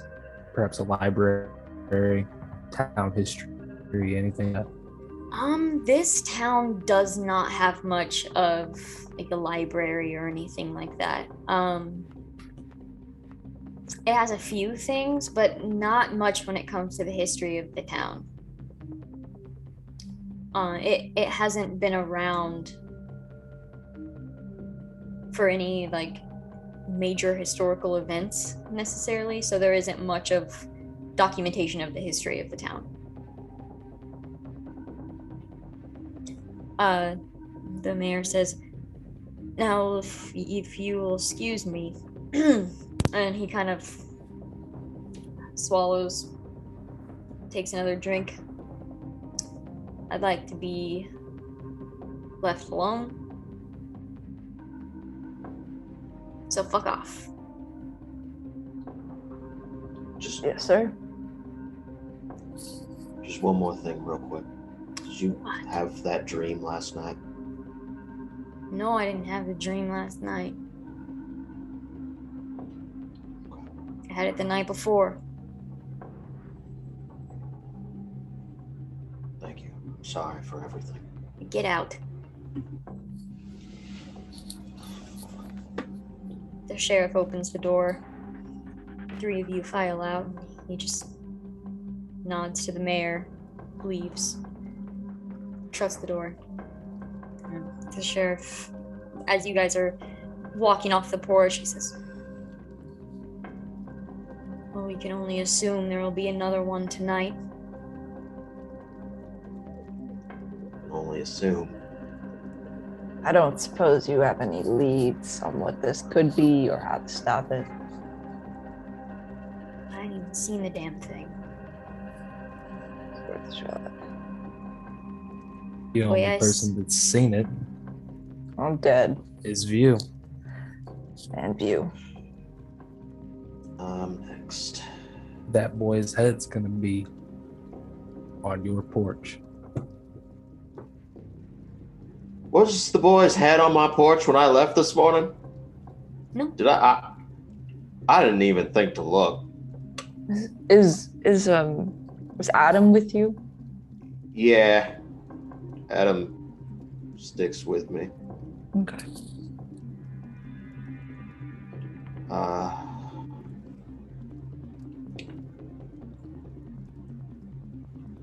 Well, we have until nightfall. We should head back. I have a few things to check. Maybe a letter or two to send.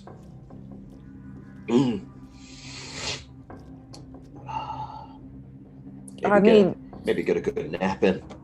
I mean, we could try and I mean, it's clear that it's only happened after nightfall for most of these. So we have most of the day to figure out whatever the hell it is that's going on. It's at least worth a shot trying to save your life before you just give up. That's fair. Yeah. That's fair. Don't you want to go down with the fight? Oh, well, gotta watch after Adam. If I don't, sweat pouring down my face. At this point, a teenage boy, probably young, probably like 14, comes jogging up, and the sheriff looks over. We are supposed to be in lockdown, and the boy says, I'm terribly sorry. I was told to deliver this, and you just see a box. And the sheriff looks to the three of you, and he just takes it. He takes it from the boy as if it was like a bomb or like something the boy takes it quickly. Go home. And the boy's like, okay. And runs off towards his house. The sheriff holds the box, and he looks down at it, at the label, and glances back up. Who's it addressed to?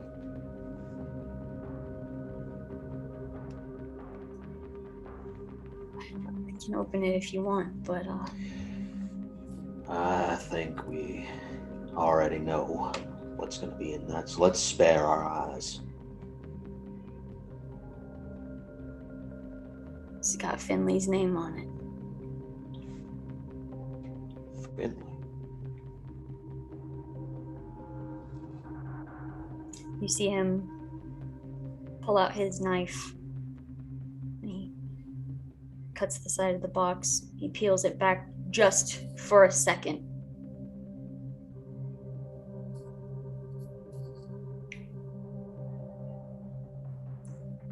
I think it best none of you are alone.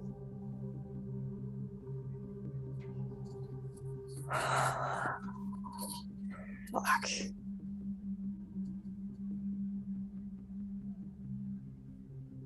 I'm gonna go take care of this. Probably best. Yeah. And he turns around and walks off.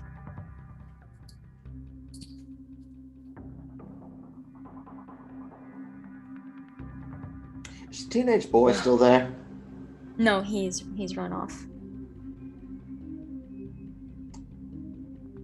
I'm gonna get on Adam. And I'm gonna go after the kid. Okay. I'll come with you. It's probably best we stay together anyways. You following behind, Paul? I am gonna head to City Hall. Okay. All right. So you sprint forward. You catch up to the kid who's basically like stepping up onto his porch railing. He hears the galloping. He turns around and he. Excuse me. I need to talk to you. Okay. And he kind of glances around a little. Who gave you that box to deliver? It was just sitting with the stack of mail. I deliver packages through the town. Why? What was in the box? Well, it was just it was near and dear to the mayor. So it was important that we found it, but see, it was stolen last night. And whoever put it in the mail must have stolen it. Is there any way to find out who could have left it?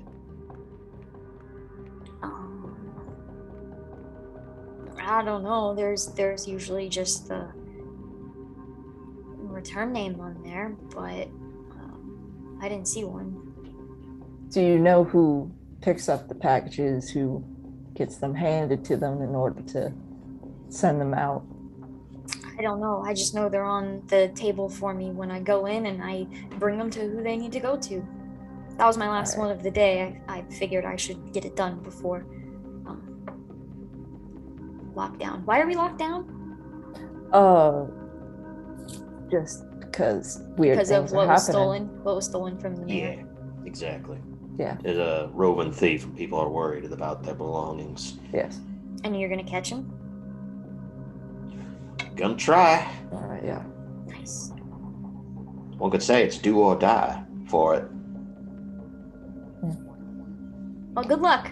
And he turns around and heads up. Do or die. Really? You're gonna make I'm jokes? sorry. Look, I gotta make a postcard. Yeah. So I'm gonna go do that. I'm gonna go home and just write 2 letters. Well, I guess actually only 1 letter. That's all I really need. And I guess I'll just leave mail sitting around in the mail room. Like anybody can do. Let me just slap this note down. I mean, the mailroom is entirely empty right now, so it's Oh very yeah, possible. it's completely true. Nobody's gonna witness me. Maybe I'm leaving the box. Excuse me. What is Finley doing? I suppose everybody's on lockdown, so no one's going to be at the post office right now, which would have been where I would have gone to at least look for some information.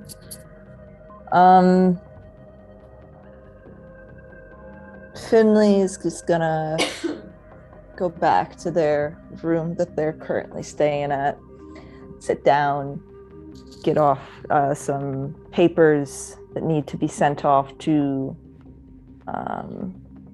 where they need to be sent off. And they are going to take out the letters that they have been receiving for a couple months now, and they're going to take the last one that has been taken or has been given to them. Just going to look at it for a second, just nod, kind of just like reread what's been written. And they're going to pen what they are going to assume is their final letter to this woman. And they are going to basically say what it is that's happening. And apologize for lying this entire time. And they are going to leave it at that. And they are just going to close it, write the address to where it's supposed to be sent, and they're just going to pocket it. They're not going to send it out yet, but they're going to pocket it. All right. Paul, you went to City Hall. What are you doing? Well, since no one's here, Correct. due to lockdown, I'm gonna help myself to whatever records I can find. I'm looking for death records, divorces, marriages, all of that. Okay, do you have an investigation skill? I have a thievery skill. That'll work. Go for it. I mean, in a sense, yeah. Okay. Well, that didn't work. Don't forget about your wild die. 4. Beginning to sort through all of these files you're looking through, there are death notifications of various people, most of which you didn't know. Some of them you did, just seems to be normal death notifications. A few marriage ones, not so many divorce ones.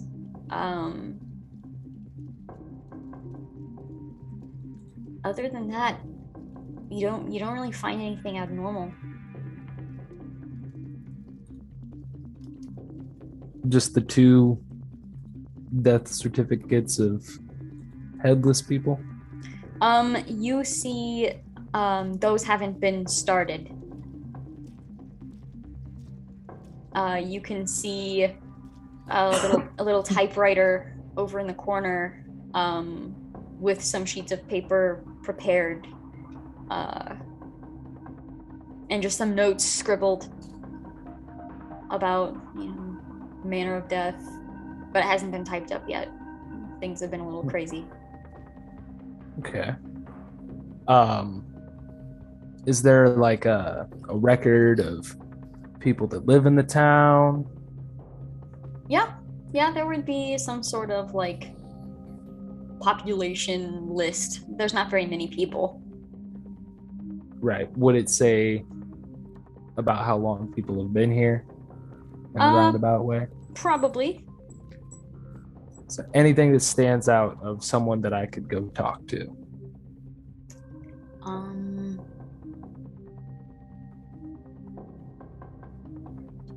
The people that have been here the most would probably have been Mayfield and the mayor and the sheriff. The sheriff. Well, then that's where I'm going. All right.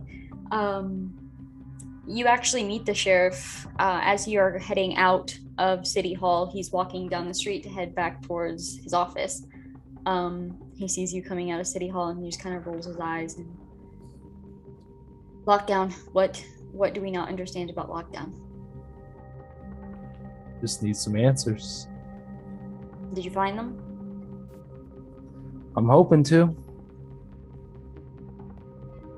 So, how about we go to the saloon? Have a drink. Conversation. Where are the other two? Not worried about that. Probably together. Alright. I could use one.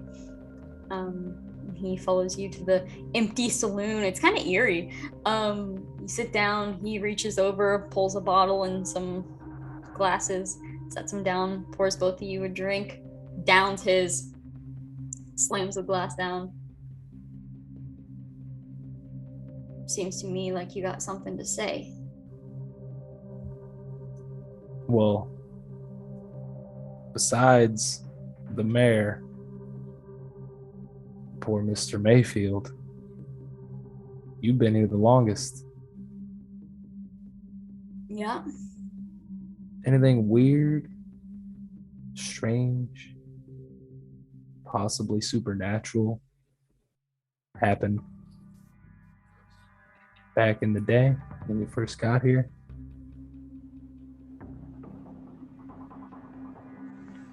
I mean, no, I think we do a pretty decent job at weeding out the supernatural here.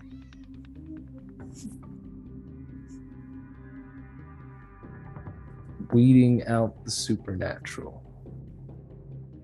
What do you mean by that? Well, you know, all these bigger towns, bigger cities, they got folks messing with ghost rock. They got witches. I don't know.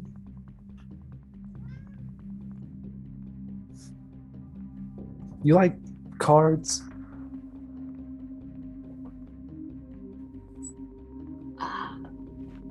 Never really been my thing. Do you ever play? Not really the gambling type, like to know my odds. Well, at this time, I'm going to spend my last penny and attempt to cast Puppet. Puppet? Yes. Alright, so that is a veteran rank. Whoa. So, let's see here. 6 plus 5. 11. Yeah, math is hard.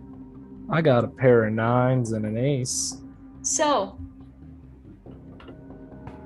you can successfully cast this, but I need you to make a spellcasting roll with a -2 penalty. With a -2 penalty? Yes. This Okay. is for it being a rank above you. 5. That's with the -2? So I rolled a 7. Okay. All right. So now I have to make an opposed roll versus that 5.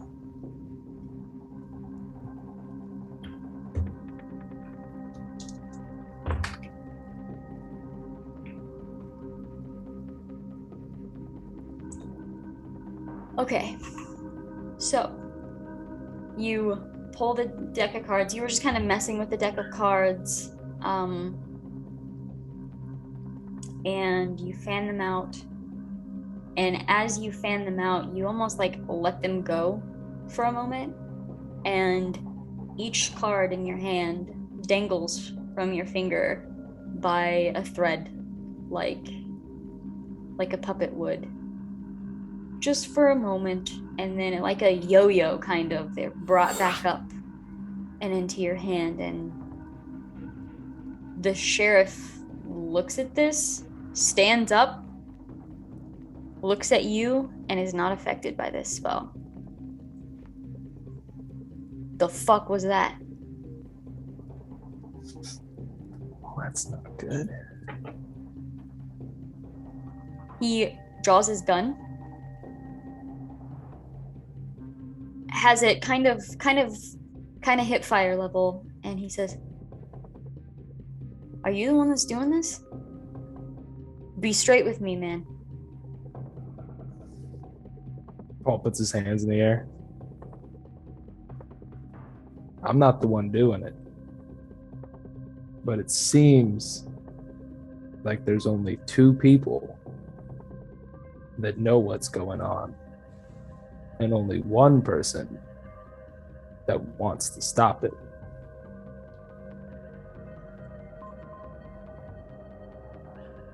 You think I don't want to stop this? I don't know what the fuck is happening. You, and he kind of brings his gun up a little bit and is pointing at the cards in your hand. You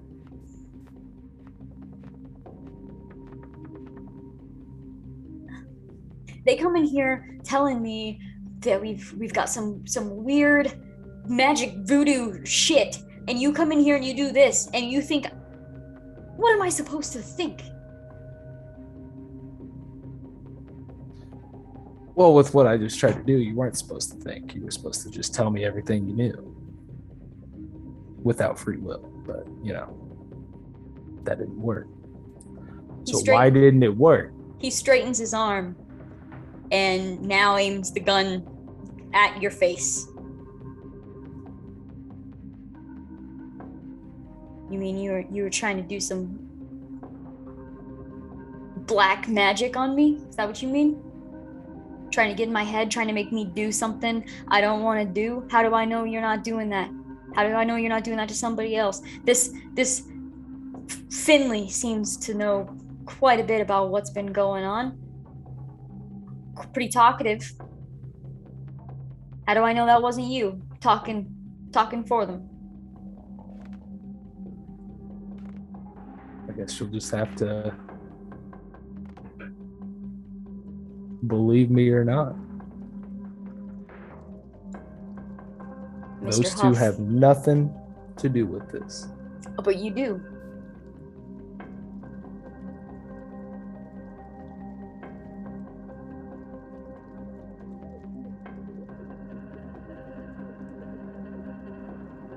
Why did Mayfield die?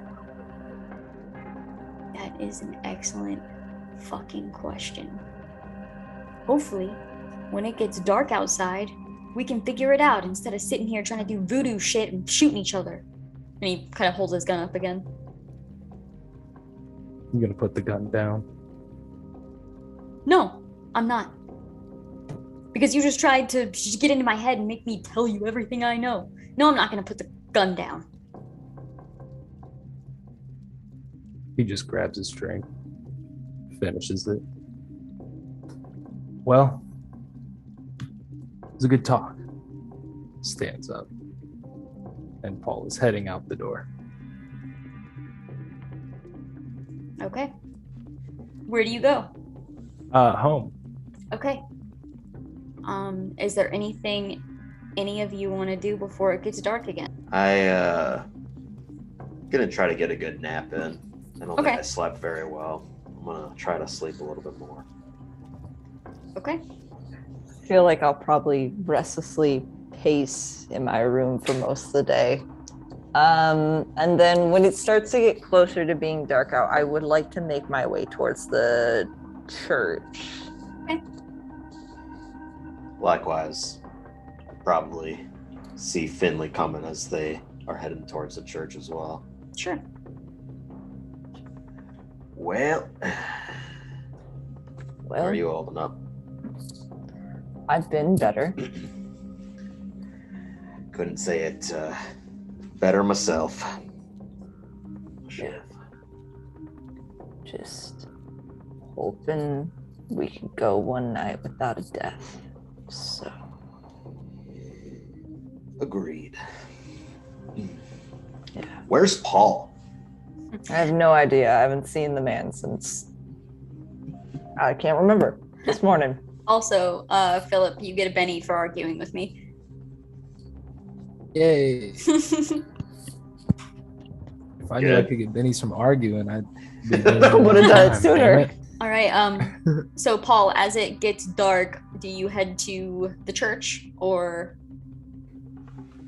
I'm I'm gonna stand in the street. Okay, just kind of Away from the patrolling the church. street, kind of. Yeah, like watching the church. Okay, gotcha. Just kind of stood there like this. Okay, sure thing. In this church, it's just the sheriff and now Finley in view. Well, evening. He nods and then glances past you to see Paul standing in the street. Well, I figured I'd come in here because it's the safest place to probably be in the moment instead of being out in the street. So, if you don't mind sharing the church, I'll just sit back here. That was my thought as well.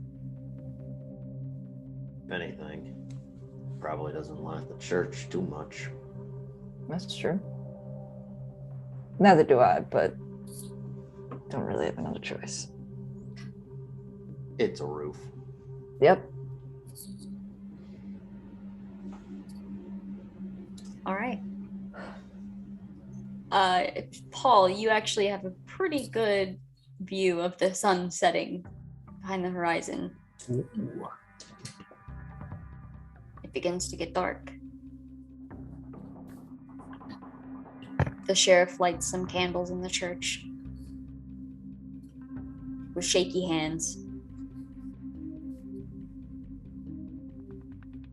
I will take out my peacemaker, just have it on hand, and I will actually kind of just patrol inside of the church, kind of looking out the windows. Okay. Occasionally, kind of just watching Paul, just to see what's happening. Okay. So you are pacing this church. Paul, are you still just standing in the street? Yeah. Now that it's dark? Okay, yeah. Standing in the street, glancing around. I think I'll be out front of the church, just Okay. hanging out by the door, next to Adam, in Okay. case anything comes its way. Sounds good. Back up against the wall. Sure. Just keeping an eye on Paul, probably. Just keeping an eye out on the entire street. But Okay. yeah, keeping an Uh, important eye on Paul. All right, Finley, as you are pacing, you see the sheriff just sitting. He's just sitting on the floor. Gun in hand. He just seems to be listening, waiting.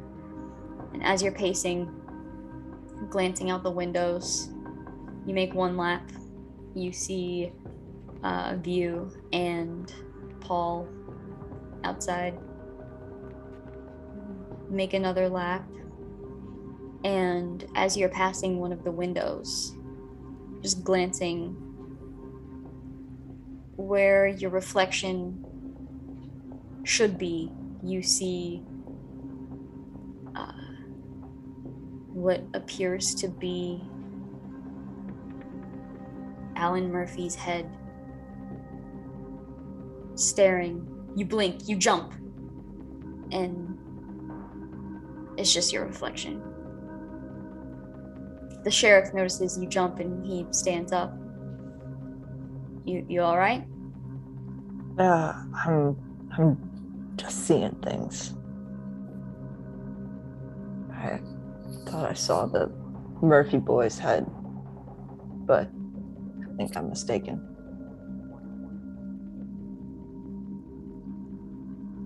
And he seems to zone out at that. And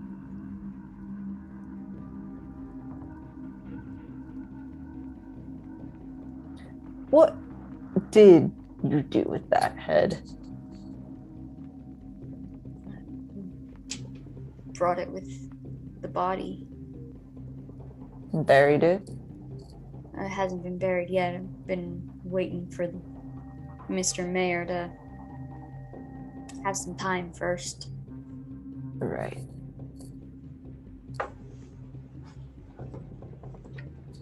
How do you feel about everything that's been going on? What's your... I feel like somebody's got to be responsible for it. The way I see it, this kind of thing doesn't just come out of nowhere. You don't think so?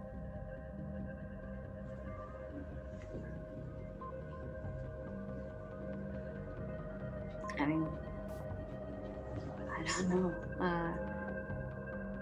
I thought we lived in a pretty clean town.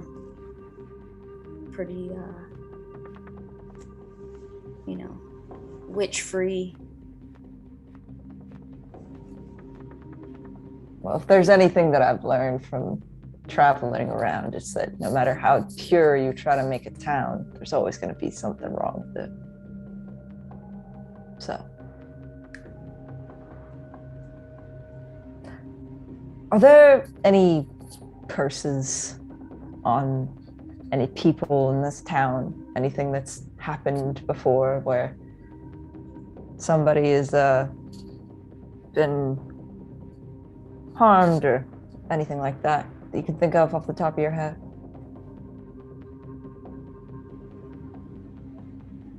No, nothing that we realized was a curse or was witchcraft, or I don't even know what to call it. Neither do I, but figured it was worth asking. Beginning to wonder, though. Seems we've had one under our noses the whole time. Don't quite get what you're getting at.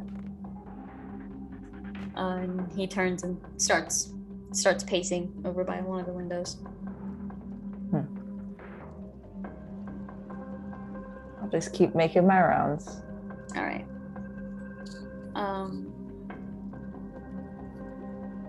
An hour passes.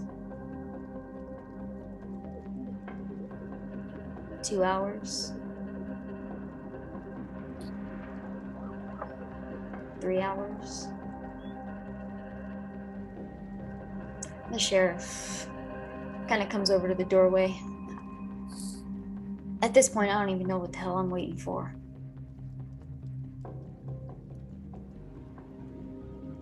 He said that by the door? Mm-hmm.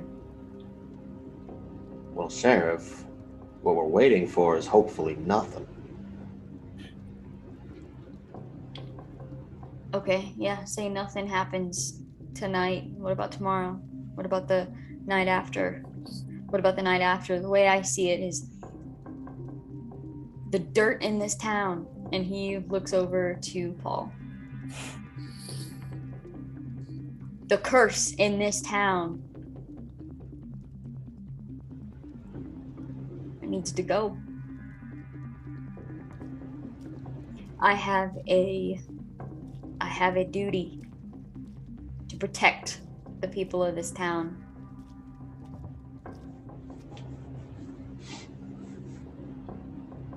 Well, I agree. Whatever witchcraft is happening can only really be fought with more witchcraft, though. How do you fight something if you can't fight it on its own level? What makes you believe they're two different things? This thing is coming out of thin air. Let me ask you a question. Eh? Were any of you with Mr. Huff the night that Alan died? Were any of you with Mr. Huff the night that Mister Mayfield died? I was with him when Alan died. I was not with him when Mayfield died, though. At this point, Finley has kind of like made their way back around and they're like kind of listening to this. And at the mention of that, they're going to come up and go, "Are you accusing Mr. Huff of something that we all know he probably didn't do? Because the last time I checked, he saved our lives that night." Yeah, that's kind of like a big deal. He's able to prevent what was coming. So if you want to stop it, I suggest you look towards pointing the blame at something else. Let me tell you how I see it. Mr. Huff hasn't stepped foot inside this church. Mr. Huff, he has proved he can make quite a show with his little cards and his magic tricks. So tell me, standing beside him while this killer is around, are you certain that's not just one of his tricks? Have you seen this thing away from Mr. Huff? I saw it in my dream. I saw it when I was alone, outside. Sure, he was within proximity, I suppose, but I was outside alone. He had no sight of me. I saw it in a dream. It felt real. And I don't exactly live in his basement.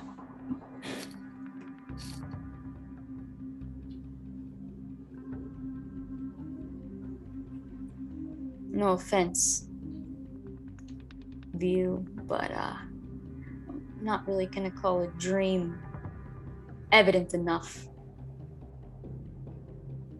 Right. No offense, Sheriff, but I don't think you should be accusing someone when it could just likely be coincidence. Hey, Paul.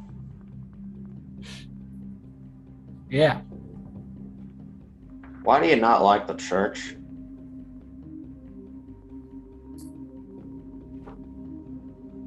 Feels wrong. That's good enough for me. People don't like the church? You can't deal with the devil in return for power and step into a holy place. With this, the sheriff points to Paul. He just admitted to the both of you he makes deals with the devil, and you don't think he is behind these killings? He saved my life. What can I tell you? I'm indebted to this man. That or you think he saved your life? Well, Sheriff, you haven't saved anybody since this first started, so I really don't think you have any ground to stand on. You're right, I think it's time to. And he aims his gun at Paul. I suggest let's not start this in the middle of a street that everyone is populated in. You do that, you're gonna instill fear into every single home. Unless that's what you want to do. If you take a shot within this town, you are doing nothing but stirring a pot that's already overboiled.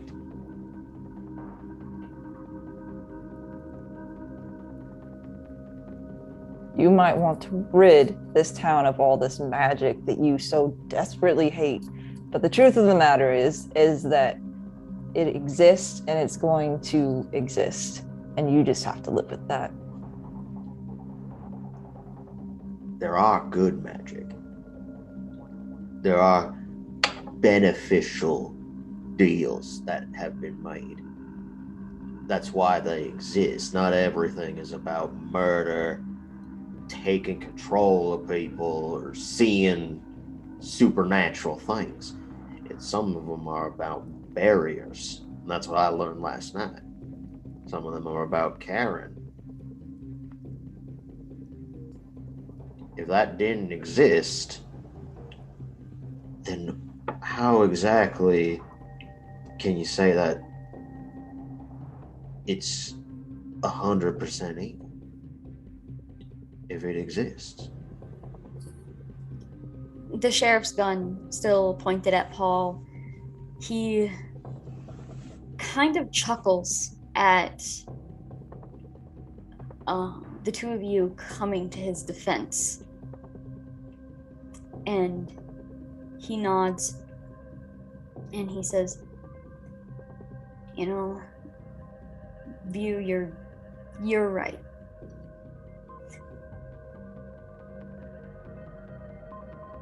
Magic can be good, magic can be barriers, magic can be making deals with the devil.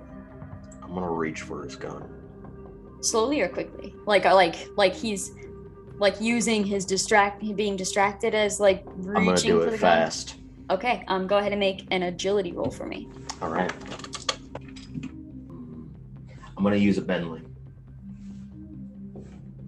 Or Bendy. I can't remember what they're called now. Benny. Benny. Sorry, I'm excited. I'm glad I did that. That's a 14. What? I rolled 14. a 10 on my D10. Damn. Okay. Wow. All right. It's a little bit better than 5. A little bit.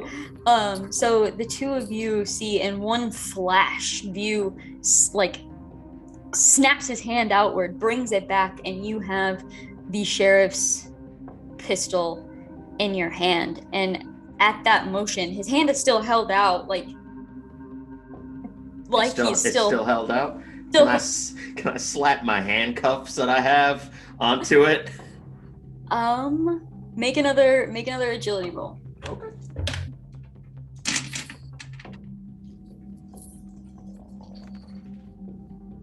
Uh, 8. Ooh, I also rolled an 8. Oh, what does that mean? Let's re-roll. All right. Ooh. Yeah, I'm gonna spend another one. That one was that. That would have been a 2.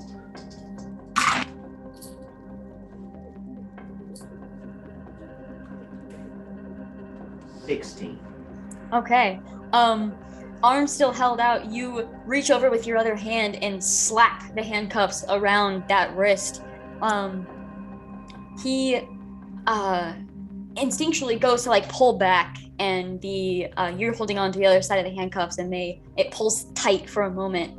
And he turns his head away from Paul and looks at you, and he says, maybe it is time we even the odds. And you hear galloping. You son of a bitch. Some magics have a quota. And you hear the galloping getting louder and louder, and we are going to draw some action cards. Oh, shit. Here is Finley's card. 10. Spades. Getting No, a it's not solid close. 10. Oh, that's smart. I like that. Yeah. Here is Views.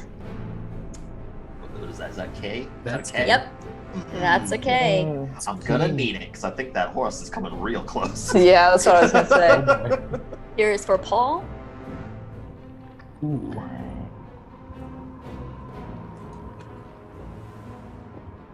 Here is for the sheriff.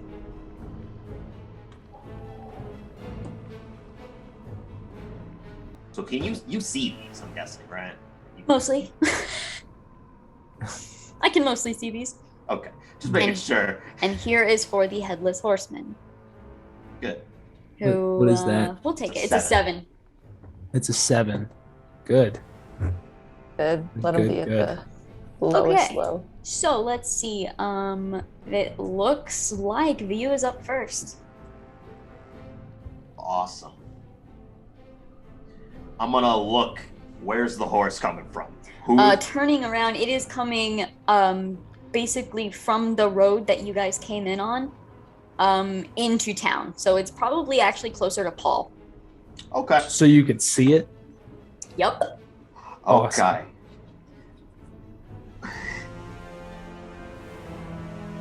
Are there penalties from shooting a man up close? Like from point blank? Nope. I'm gonna shoot the sheriff. With his own gun? For irony, yeah, let's do that. Sweet. Yeah, because you already have that in your Damn. hands. You spin Yeah, it it's around, right you there. bring it Just use forward, it. and Yeah. make a shooting roll. All right.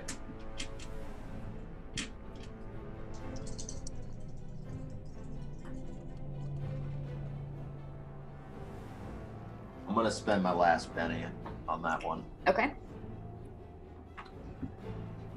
because I have to for a roll like that. All right. Ooh. So I can pick either or, right? Correct. I'm gonna take the 11 instead of the 6 Okay. because Do you have a my D12 odds for are your not. Yeah, my shooting is a D12. Sure. So there's very little chance that I'll get better than that. Sounds good. So you just spin the gun to where you're actually gripping it, put it, basically stab it into his ribs and fire. You just hear the gunshot pop off. Go ahead and roll damage. All right. So is his gun just the same as like a Colt? Yeah. Yes. So it's 2d6 Yes. plus 1.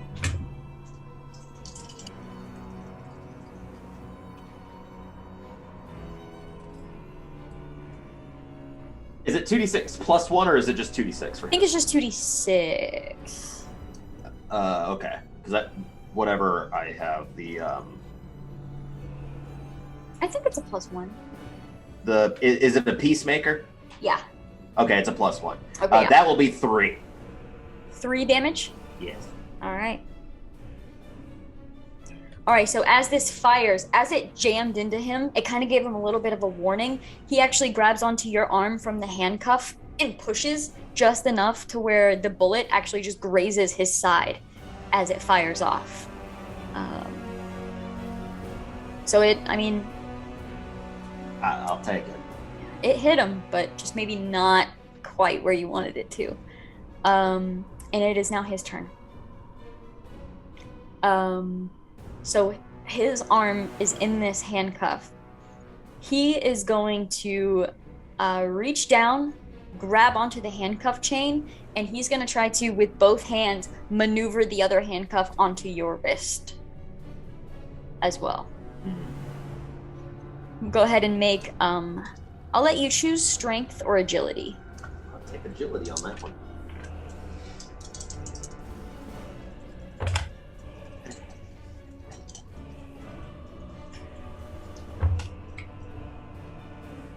Did I forego the roll?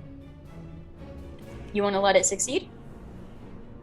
Because he's putting the other handcuff on me, right? Yeah.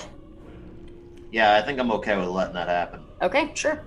All right, so he flips that around, slams the other side of the handcuff on you, and the two of you are now connected. And that is his turn. You're not wrong. All right, we are up to Finley. Okay. Shoot. So the sheriff is still up.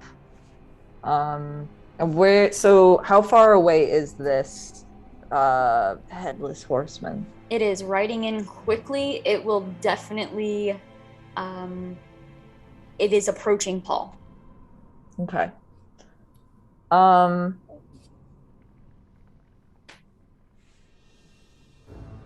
I'll try to shoot the sheriff as well. I will use my peacemaker to shoot at him. And Right. I just want to clarify, because this is still so new to me. For making an attack roll, do I use my strength and then You a will D6? actually, do you have a shooting skill? I don't actually. So it'll be a D4. A D4. Okay, yeah, I Yeah. see that now. Yeah, a D4 with your wild dice still. Yes. So still your D6, and then you'll Okay. take the higher. Thank you. And it'll be a -2. Okay. Well, that was a 6 on the die, but -2 is a 4. Okay, so yeah, you bring up your gun and you are looking at the Headless Horseman at first and then just turn and aim right at the sheriff and fire. Go ahead and roll your damage. All right, 5, 10. That is 11 points of damage. 11 points. Yeah. I also. Oh no, that only affects the shooting skill. Never mind. Ignore mine. All right, so you fire off towards the sheriff. You see a bullet slam into his back. View, you actually see him kind of like step forward a little bit from the pain. You hear something impact, and no bullet comes out on the other side. And he sits there with wide eyes. And that is your turn. Man's got a bulletproof vest. Mm-hmm. All right, we are now up to Paul. I'm gonna use 2 power points to Okay. teleport right in front of the sheriff. We're just ganging up on this guy. I mean, he deserves it at this point. Yeah. If we kill him, the ghost goes away. All right, go ahead and make your Yeah. spellcasting roll. I was more imagining just the 2 people just shooting at the sheriff from point blank, and then we're just leaving Paul to the headless. Like, Sorry. 10. you got You it. got this. Okay, yeah. So, in a green flash, you disappear just in time for the horseman's scythe to swing through the air. Just slices, misses you completely. You teleport out. You land. Basically, the sheriff is standing in between a triangle of people. You are standing right beside View. What would you like to do? I don't think you can really attack after using your spell, but it kind of depends on what you want to do. It's true. Honestly, I think I'm just gonna spellcast again. I don't know if you can twice. Can I per- deal with the devil? Sure, you have one more, Benny. Yeah, I do. Yeah. Cool. I'm gonna attempt. Can I use disguise on the sheriff? Sure. Okay. I think I see where you're going with this. Oh. Okay. Oh shit. Okay. Yes, yes, Oh, yes, I'm loving this. I just got so excited. All right. Oh wait, I'm It now is- suddenly less excited though. It is a seasoned spell, so you're good when it comes to that. You need 2 power points, so go ahead and make your gambling roll. Both of them exploded.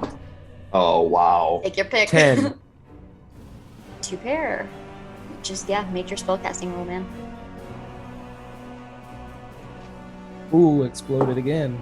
Oh What my is God. happening? I'm You getting real lucky today. Have you sucked away my life?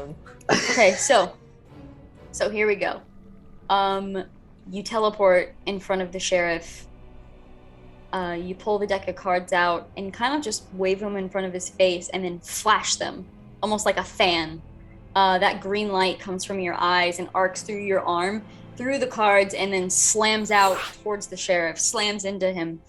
How are you disguising the sheriff? He looks like another horseman. Oh, Oh. okay. So you would have gotten a really good view of the actual horseman from where you were standing at a moment ago. You're probably the only one who has seen this, and now all of you have. You see a tall, it almost looks like it could be a raincoat, but it's pitch black. Just this leather coat buttoned up all the way down. The sleeves are torn and tattered, and the hands, for a moment you thought were gloves, but you realize is like burnt flesh instead. And it's standing there gripping a scythe in its hand. The head, you see parts of it look like it was not so cleanly decapitated. It looks like it was almost just twisted and ripped and torn. There was no clean decapitation here. But as it's standing there, almost taking place of... It's almost like the spell is trying to figure out how to make the sheriff not have a head with this disguise. And you see it shifting between the sheriff's face. You see Mr. Mayfield's face. You see Alan Murphy's face. And then you see Finley's face. And it keeps shifting between those four. And that is your turn. I suggest you run. I think I might just stay in the church. It is now the horseman's turn. The horseman, swinging and missing from you teleporting away. You hear the hooves slide as it skids in the dirt, and the horse actually turns, faces all of you in the same vicinity, and it sprints in your direction, galloping. It brings out the scythe, and it is going to bring it down as it is running by for Finley. Okay.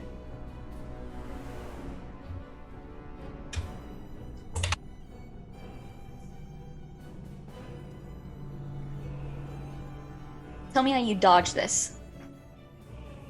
I see him running towards me, and I will literally, like, not even thinking, just like dive right back into the church and just full, like, basically like penguin slide and try to get under one of the pews, basically. All right, so this all happened so quickly. The sheriff is transformed basically into another one of these beings. It turns, gallops in your direction, and as it does so, you see the scythe pulled out. You hear View say, "I think you should run," and as he's swinging, you just turn and dive, and you do slide underneath one of these. Your head kind of slams into one of the legs of it, but you just push yourself under and hide.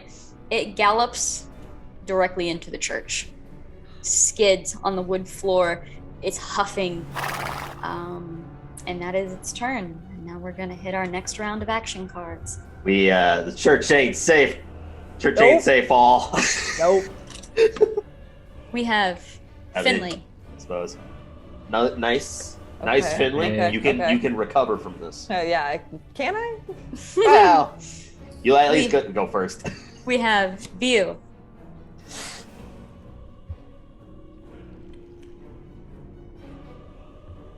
We have Paul. Hey, twinsies.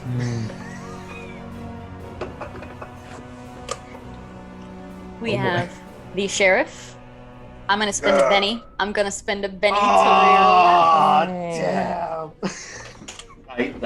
fair. To keep the cards in order, here is the Headless Horseman.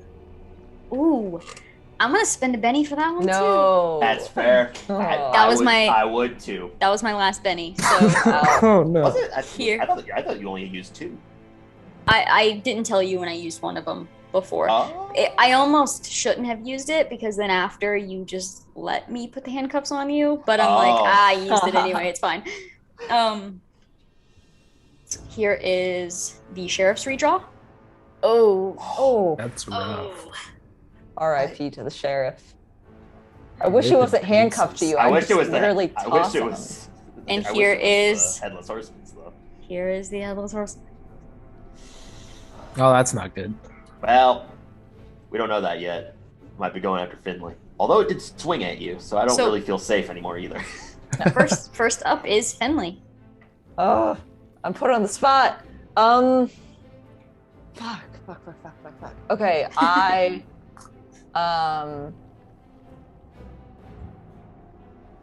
literally can't fight against this thing. I just know it. I will get myself out of the pew, and I will literally book it right back out. And what is the What is the building across from the church? That would probably be, probably like a general goods. Okay. Can I make it that far? Make an agility roll for me, and I'll see. Okay. Actually, you should have a, Ace. I think your pace is 6. My pace is 6, yeah. Roll a d6. Okay. It exploded. Yeah, you can make it. Okay. Yeah. You're sprinting like your life depends on it because it yeah. pretty much does. Literally just like gunning it all the way over there, and then I'm literally just gonna slam my body into the like door of this to try to get it to open. Sure. Make a strength roll for me. I'm gonna give you a +2. Okay. That's a 2. With the +2 though. Oh, with the +2, 4. Sorry. Okay, yeah. I was like, is that possible? No, I don't think that no, is. it's not. It's because I rolled a 0. Totally, like, yeah, so you're running, you just slam your shoulder into this thing. The door actually, the actual latch breaks and just slams open. You slam through the door. You're in this building. cool. I'm hiding behind the nearest thing that I can hide behind. All right. Sounds good. That is your turn. It is now the Headless Horseman's turn. So, you hear the hooves, kind of clunk against the wood as it's turning around. The horse itself is huffing and sniffing, and the horseman is holding on to the reins. It turns around and it slams on the reins and heads back out.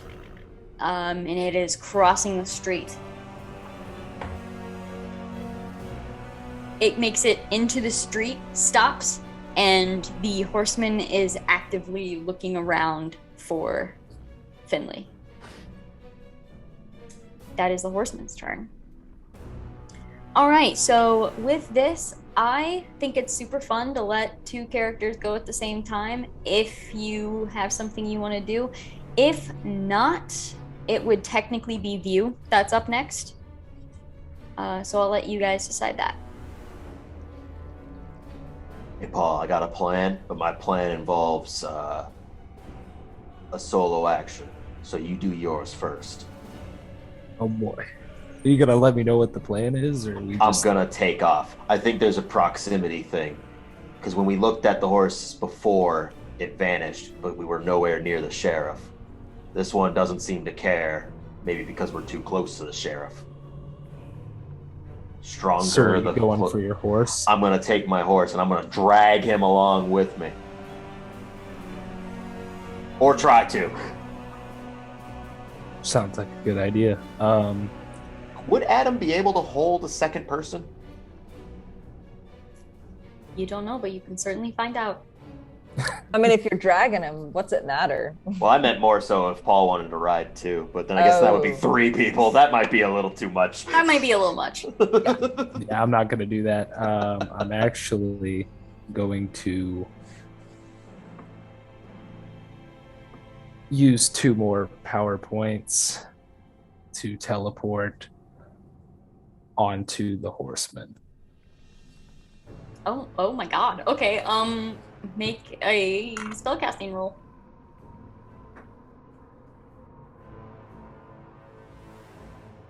Five.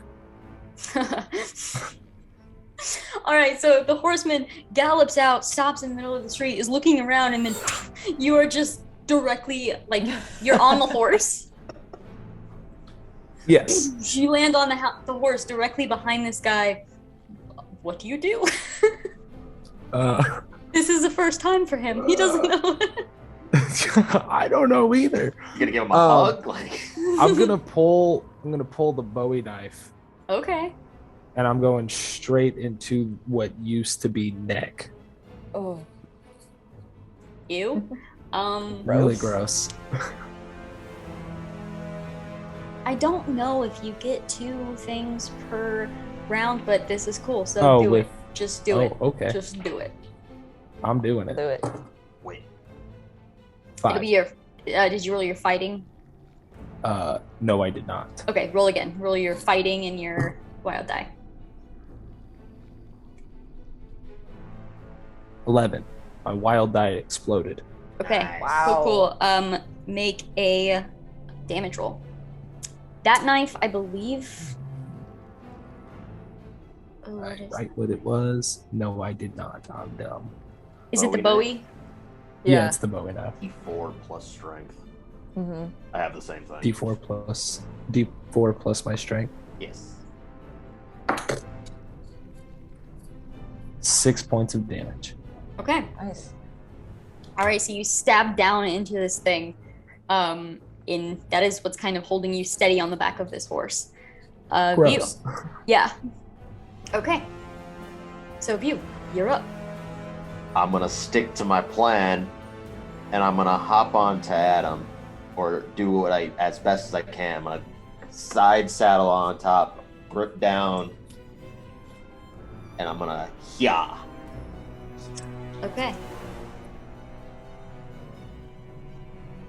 If this guy's got a bulletproof vest, I'd like to see him bulletproof himself from rocks. So I'm just drag him across the gravel road. Go ahead and make a strength roll for me. Okay.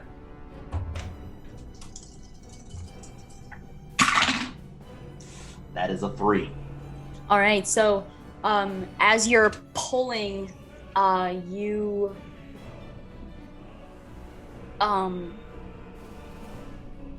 yank his arm, and he steadies himself pretty decently, like on his heels, basically. But as you whistle,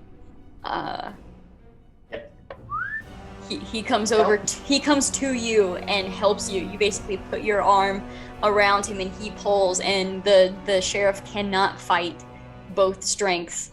You're just hanging on to the horse. You take off. Yeah, I'm gonna run in the opposite direction of where the Mayfield farm is. Okay. All right. So you just take off in that direction. Yeah, and I want to drag him so he's just hitting the ground the whole way. All right. So he is being dragged. It is his turn. He is going to being dragged by one arm, basically behind this horse. He is going to pull out his Bowie knife, and he is gonna swing upward wildly at the back of the horse's leg, like the Achilles tendon. I'ma kill you. I'm gonna kill you. Stab me, fine. You stab my horse.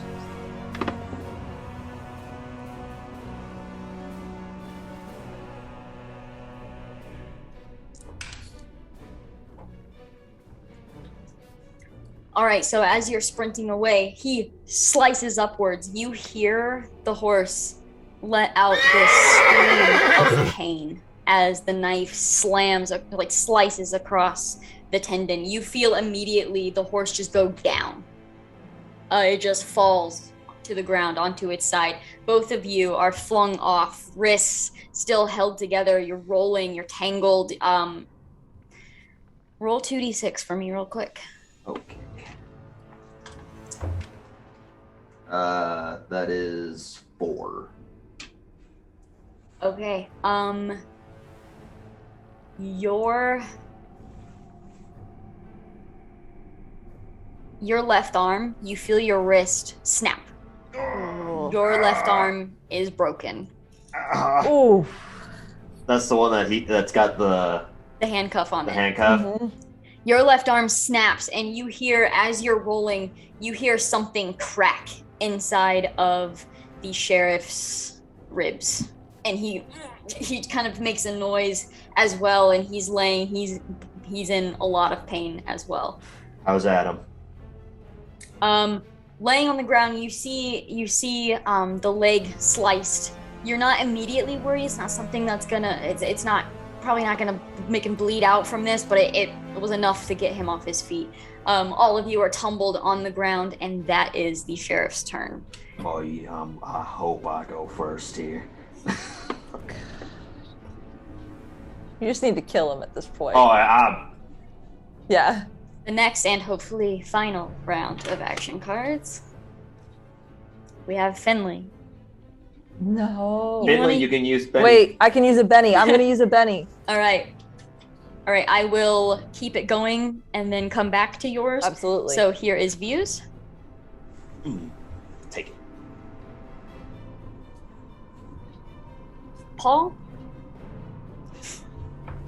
Are you guys going at the same time again? No, I got a 9. Mhm. Oh, I can't really see it very. Okay, I can see now. The sheriff. Ooh.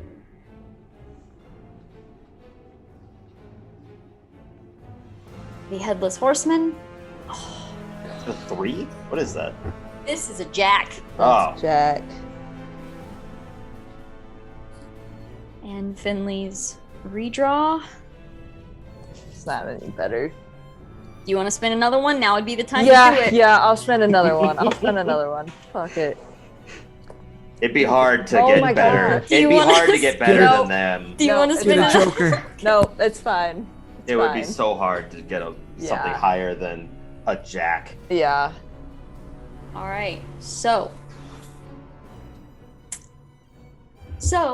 let's see here. I'm gonna have them go at the same time. That's probably fair. So, since the scene we were just on is with view, I'll just go ahead and start there. How far away did we get, by the way, before he slit at? Not far. You're still in. You all can still see each other. You could see out the window if you looked. Yeah, Paul, you can see it pretty clearly. The sheriff coughs and blood does come out of his mouth and spatter down onto the ground. He seems to be on his last leg, and he stands up, and you see him pull a little rifle out of his boot. Or not rifle, I'm so sorry. Revolver is what I meant to say, out of his boot. And he brings it up, and he cocks the gun, blood just spilling down his lips. He aims it at your head, View.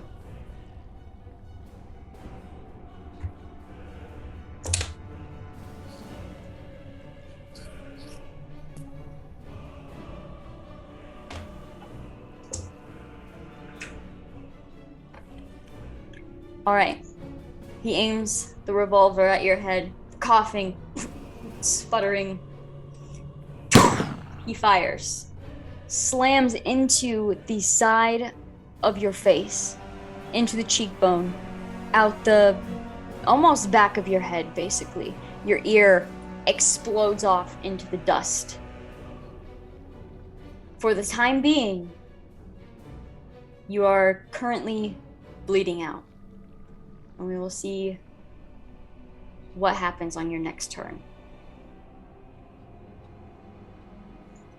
The other two, you hear this shot. You look over, you see the sheriff standing over View, just having fired off the gun. Now we are up to, it would be View, correct? Actually, it's technically the horseman's turn because Oh, we decided yes. to do them simultaneously. Yes, thank you. Yeah.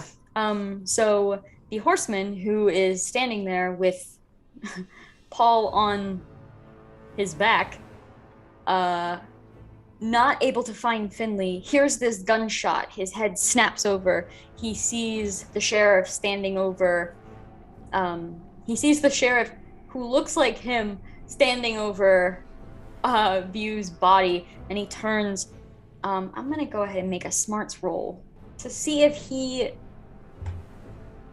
knows what's going on with that, or if this disguise absolutely confuses him.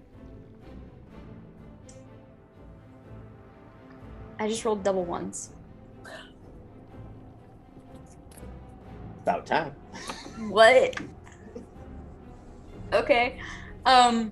So he looks over, confused. You hear this just angry sound, but it comes from the horse. Like the huff comes from the horse.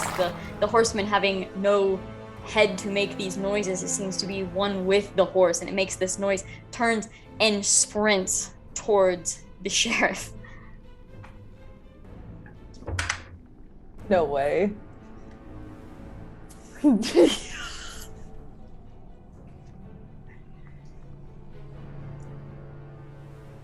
Sprints towards the sheriff, and as it does, the scythe comes out, swings, and the sheriff, just having shot down at view, looks up just in time to beheaded by the horseman. And as soon as the scythe, as soon as it finishes with the swing, the horseman disappears.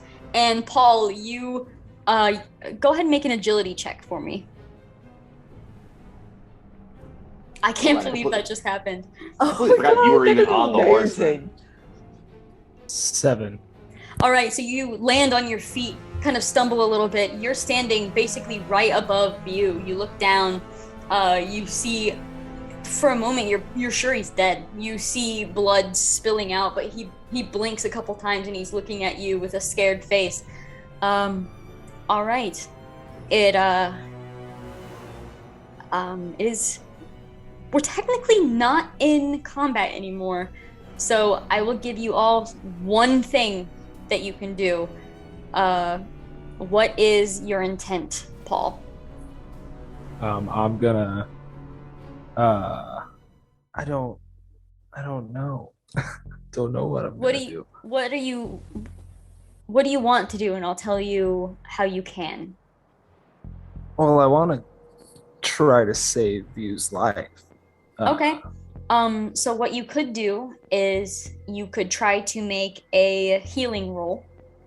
If you are unskilled in healing, that would be a -2. So you'd have your D4, your D6, and you'd have your -2 penalty. All right, I'm going to do that. Okay. So you immediately drop to your knees, start pushing, just almost like pushing the blood that's pooling out of the way of the side of his head. No. Exploded again, and I got a 7. All right. Okay. Yes. So, Finley, you've heard the gunshot.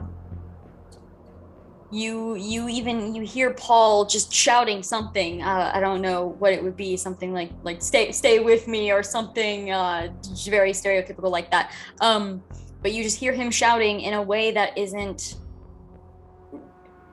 You don't feel danger present necessarily.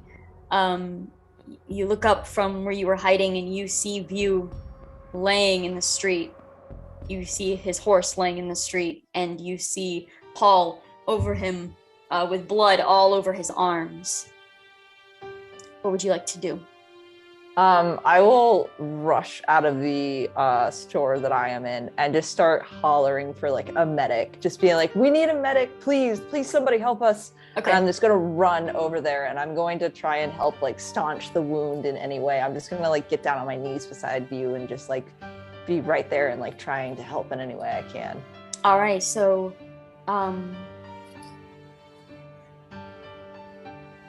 in this seemingly empty town, as everyone is asleep or hiding out in their homes, the town is so empty.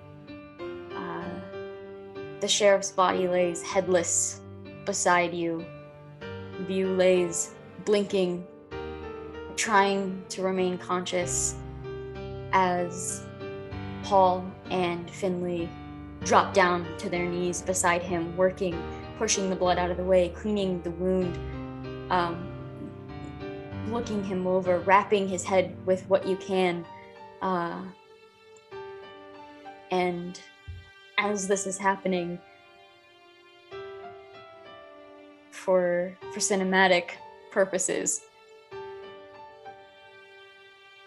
you're wrapping his head, you're screaming for a medic.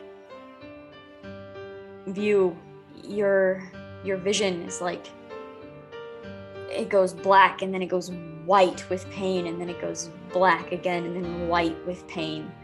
And for a moment you were scared, but looking up at Paul and Finley above you, treating your wound, shouting, you can't even hear their shouts. You can't really hear anything right now.